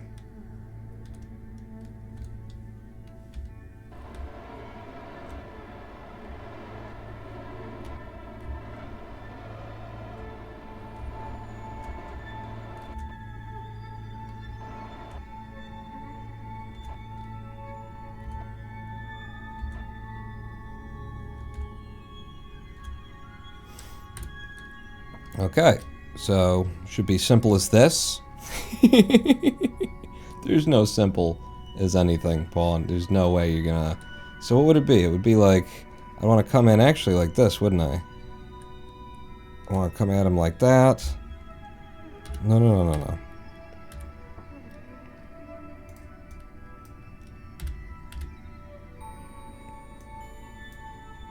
And then try and like...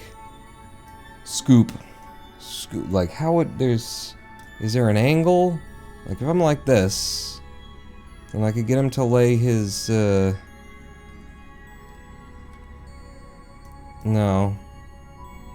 Because then, no. But then, no. Yeah, it doesn't look like like it's in any way possible. I'm thinking like if I come in it from here and I catch it in the back, you know, so I'd be like nosing down and that kind of thing, but then like I have to detach him on that side, and then it looks like he might fit through, but I have to like catch him after the detachment. I guess is that worth trying? I guess it's worth trying. We'll give it a try. I'll F5 from here, and we'll have an undock. Position Bob's ship over the bay and fold down the docking port. Oh yeah, that's an additional thing that like might be able to do it, but these are different size docking ports. That's the full size. And these are they? No, that is the full size. Okay, that you know, could help as well, but I do need to undock. So we'll give it a go. Undock. And then, so it's this that I want. If I go over to that vessel, which is now bumping off of things, always good. I'm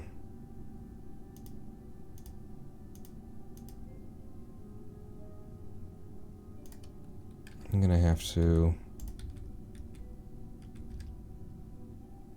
SAS, for fuck's sake, you just things and stuff.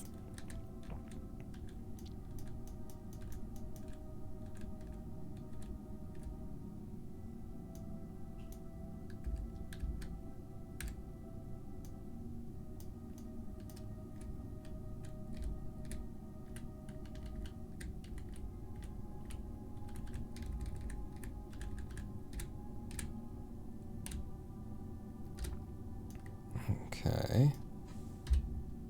Go back to you.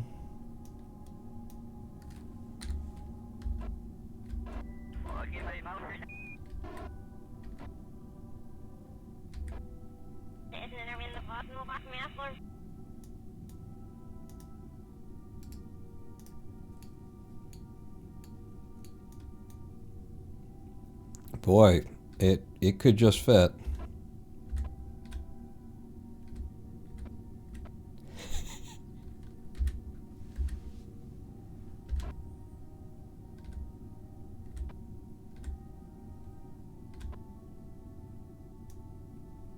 Yeah, it's kind of tight. I do say so myself. Get back to this one. And then deploy full. And then fold over.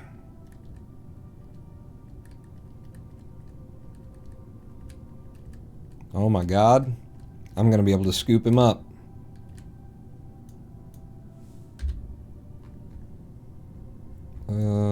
Yep. Yep. Aim me at that, I guess.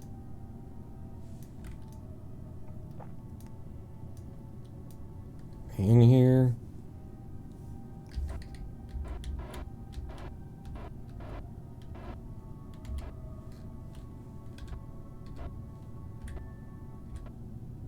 Is this the side I'm supposed to be grabbing?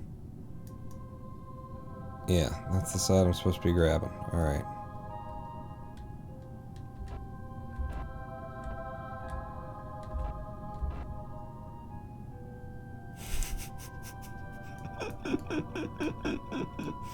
It's fun.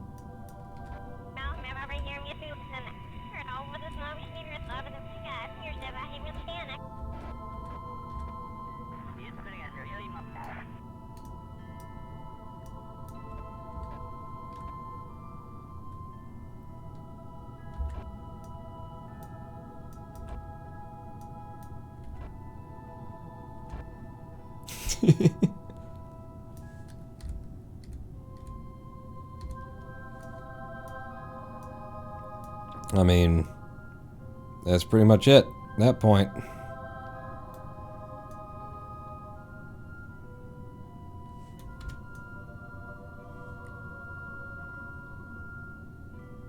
There's a decoupler in the way. Fuck.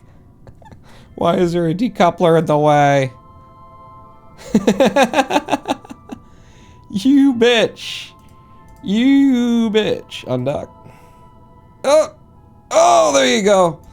Okay, I managed to undock the decoupler, and then we kind of caught the decoupler between us. It's some weird sex stuff that we're into these days, but we did it. There was a decoupler on there. That's not good.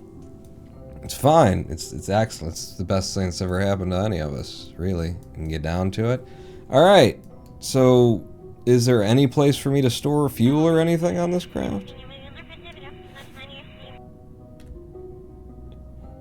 Actually, like free cam at this point. Thank you. Actually, maybe go back to locked. What? You're the control from here. Yeah, you dummy. Alright. Alright, so now we can transfer fuel over. We've got...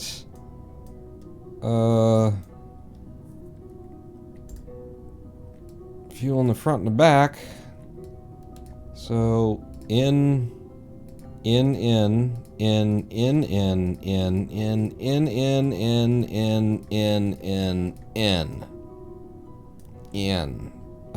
I have, like, maybe don't transfer selected or something like that?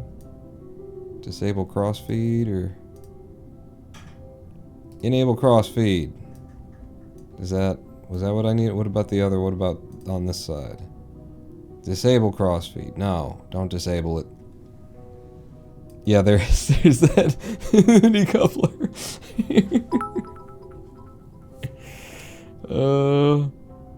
Okay, so where we want it to go and where it is. In. All right. We're gonna get 72 liquid fuel over. We're gonna get some monoprop over there, and then this thing can fly to the space station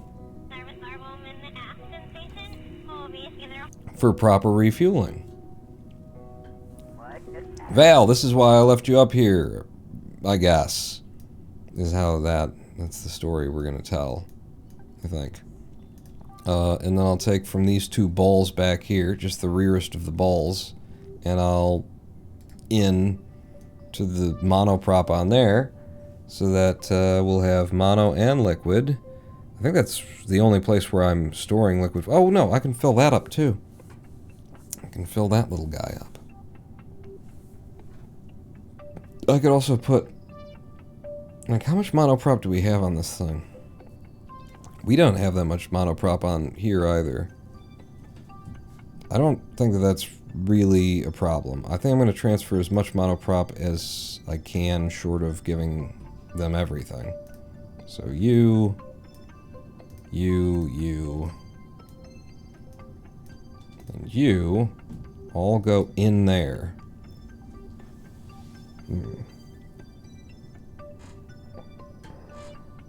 So far we've had a Kerbal go on... Oh, Sido asked how the stream goes today, and Amish6 says, so far we've had a Kerbal go on a nearly 1 kilometer EVA, get loaded into a lawn jart and fired back to the surface, and now we're refueling Bob's ship by docking the lander inside a shuttle. Yeah, you just took all of my everything. You know, and that's a little bit too much of my everything, I think, maybe.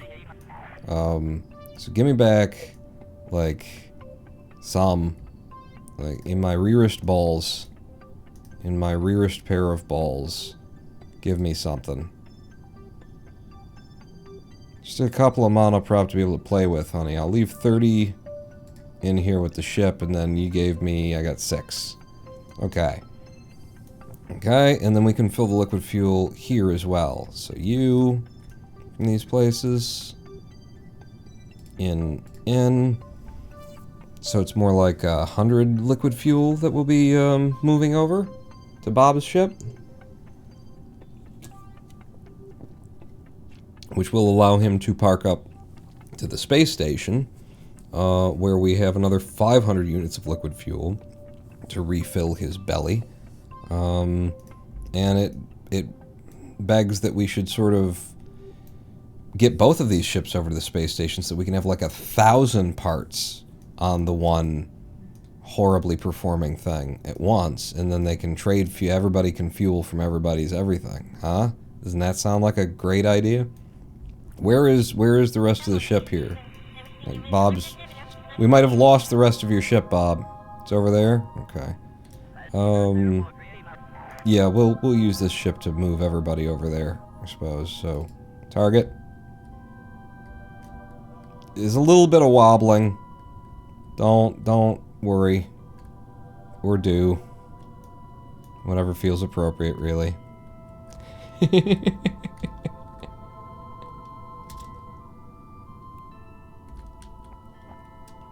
We're coming for you, Bob. Because Bob is actually in the other craft right now. We're piloting that by probe.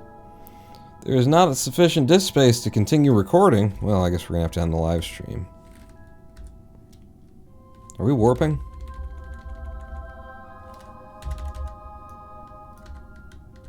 We're not warping. So why couldn't I RCS and stuff? That was another weird bug. Okay.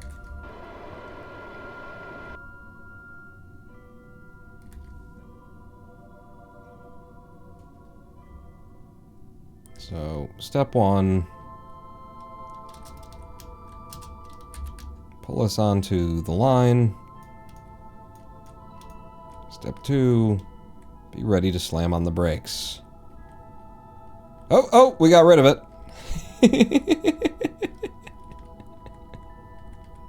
Damn it, that's more of a mess we gotta come up here and clean.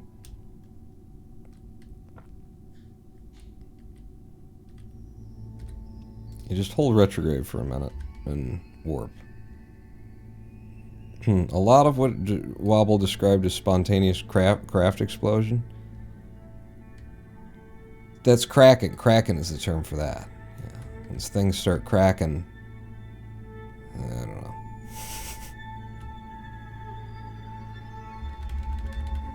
Alright, get on your retrograde.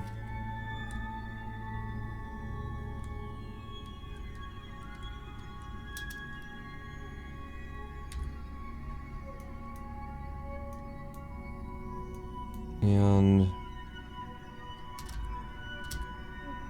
okay, 0.2 meters per second difference between us. It's fine because Bob has a place to be. So F5. We've done all the things, haven't we? I think all the things have we done. And undock. Make you the primary node and undock. Is that this craft separately now?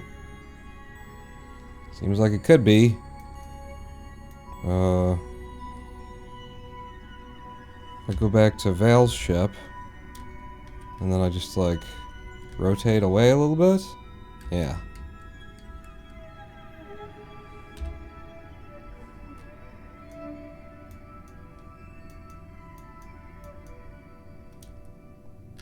Let's get a locked view so I know what direction I'm controlling in. Okay, that doesn't seem... Let's control forward and from here. That means that my view should now be... But if it's locked to the fucking thing and it's now forward... Yeah! Idiot. No! You're still saying this. Control point reverse, control point up, control point forward. There you go! You fucking... RCSH. Get me out of here.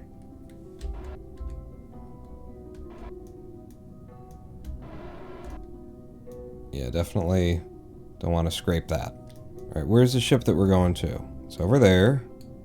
And that's going to be our target. Are we clear? We're clear. Well, okay, that's not what I meant to do. But alright. Give me, you know what, like, aim the camera here or something. It's just the whole game. You're always fucking struggling with this. RCSH.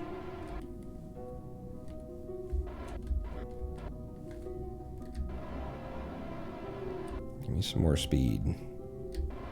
How are you going through the monoprop? Very lightly, right? These are very weak monoprop engines just for docking and stuff. Good. That's what we want. Let's go down like that.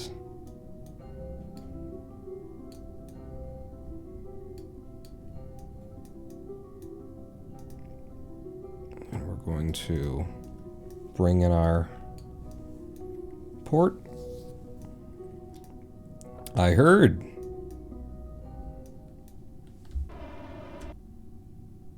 Get on the level.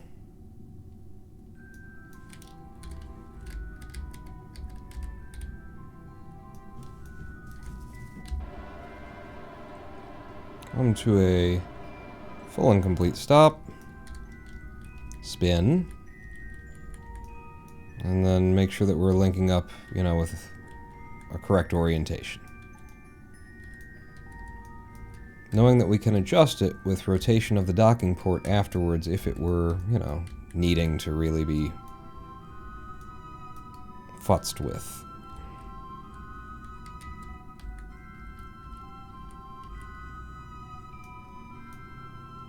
So let's now control from there, aim the camera there.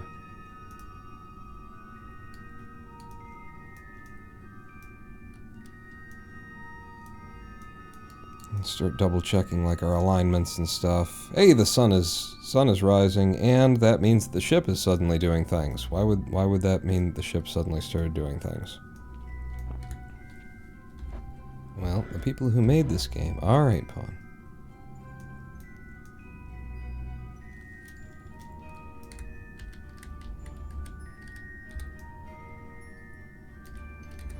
There's more of an alignment. And that's more of an alignment. Okay, RCS back off. And we are reattached. And we got pretty decent alignment on that one, too. And now, Bob has 231 meters per second of Delta V, 48 monoprop, and can totally link up to the space station, if indeed he want or need to. And he probably want and or need to, if I'm honest about that. What I would like to do, since we've come to the 4-hour mark on the live stream, Alright. What I would like to do is just kind of park these guys next to each other. And then, you know, go eat some homemade french fries. Lady Pawn. Just cutting potatoes earlier, soaking them and stuff, so... Pretty sure there's some homemade french fries in my future. I like that future to get nearer to now. If it can have it. SAS on. Hold somewhere there for a second and warp. A little bit of drift. But yeah, I'm just going to try and park these guys next to one another while preserving the monoprop that Val has here, because we didn't leave her with much. Ah, fuck. I overburned that. Overcooked it.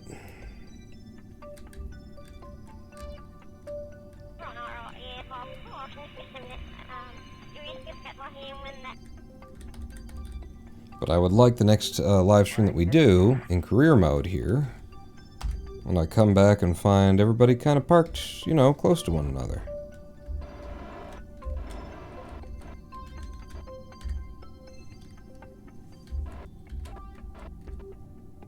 We might be better off like that than with that drift. Yeah. And then how much monoprop you got left? Not much. But you know, something, something.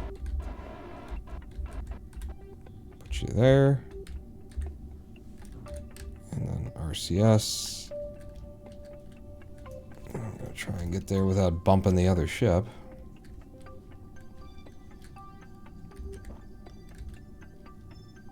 Alright, this is gonna have to be close enough.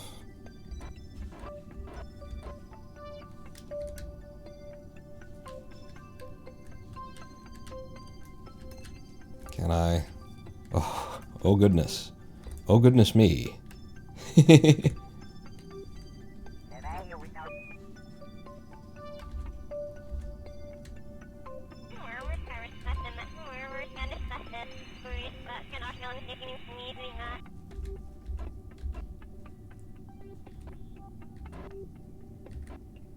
Just gonna get it stopped.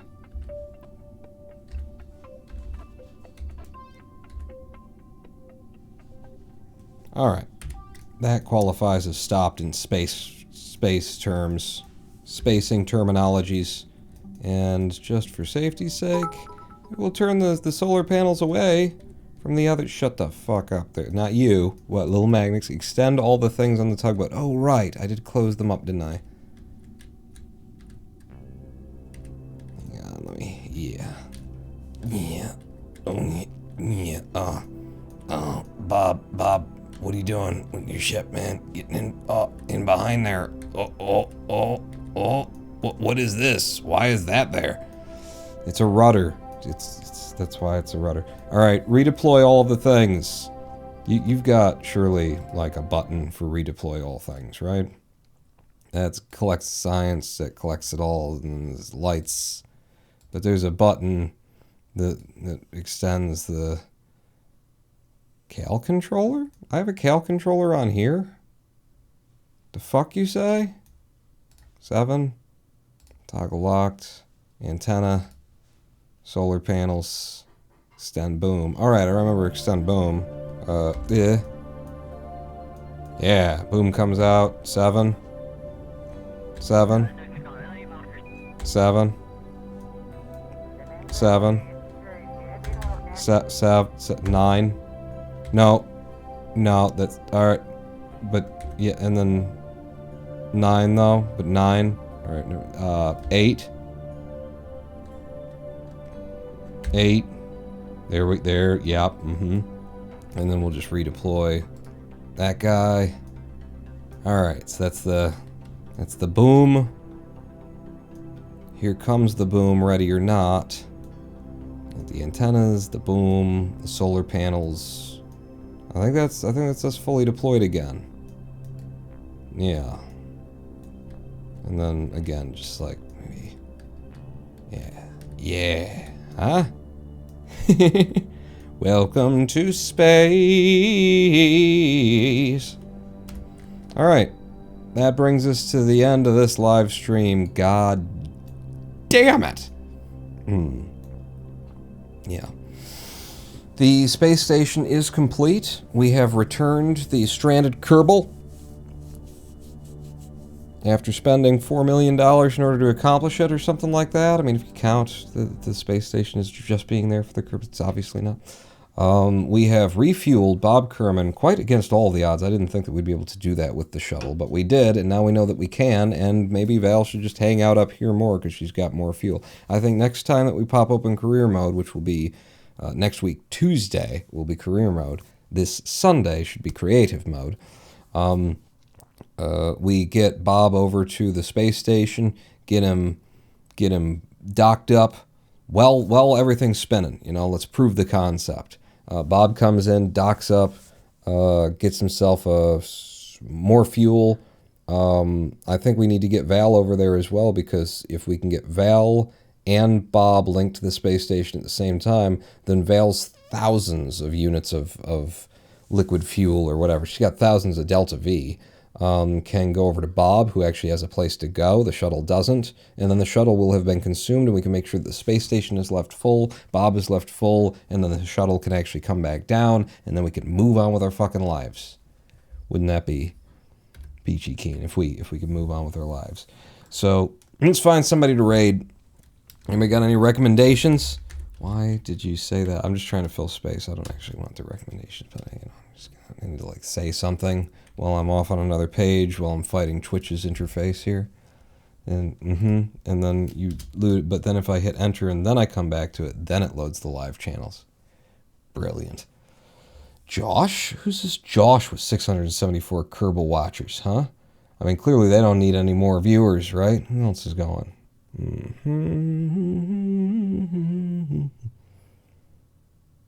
I don't see... all right, I'm going to pop open two of these, and I'm going to try and, decide who we're going to. Are we going to dude who's got the whole world watching? Okay, I'm watching the same ad across two different things now, apparently. One is Credit Karma.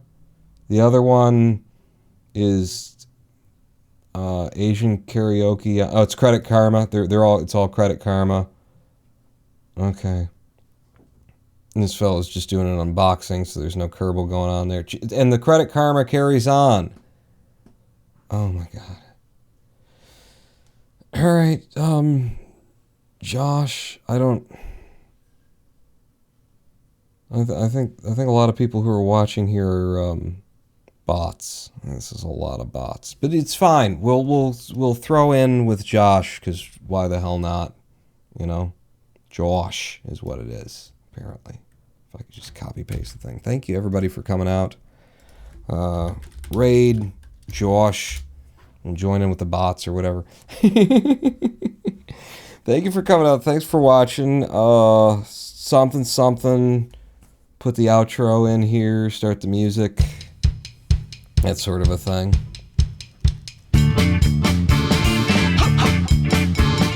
For I am the Ronin born. That was that was nasty. That was just and nothing went quite right, and then everything is, you're like, well, maybe if I do it this way, and then I can get with the threadbare, and then I still can't get there. Almost at 3 meters per second. Didn't we get down to a 3 meter per second difference in Delta V that meant that we would never be able to link up to the space station? Something like that.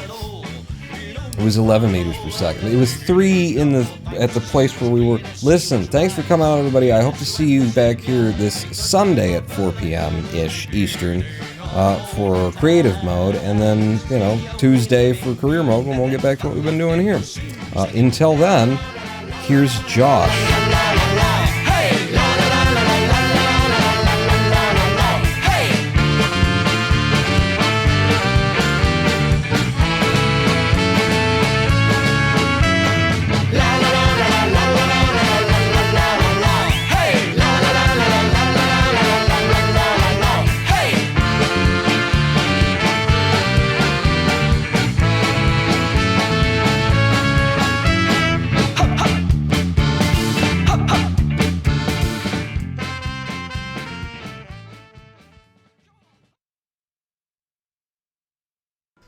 Prograde.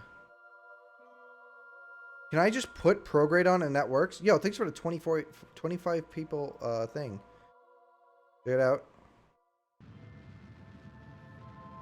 This is what it's all about, ladies and gentlemen.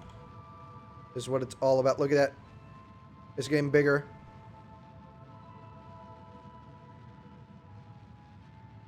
This is big. This is big. They said he couldn't make the circle bigger.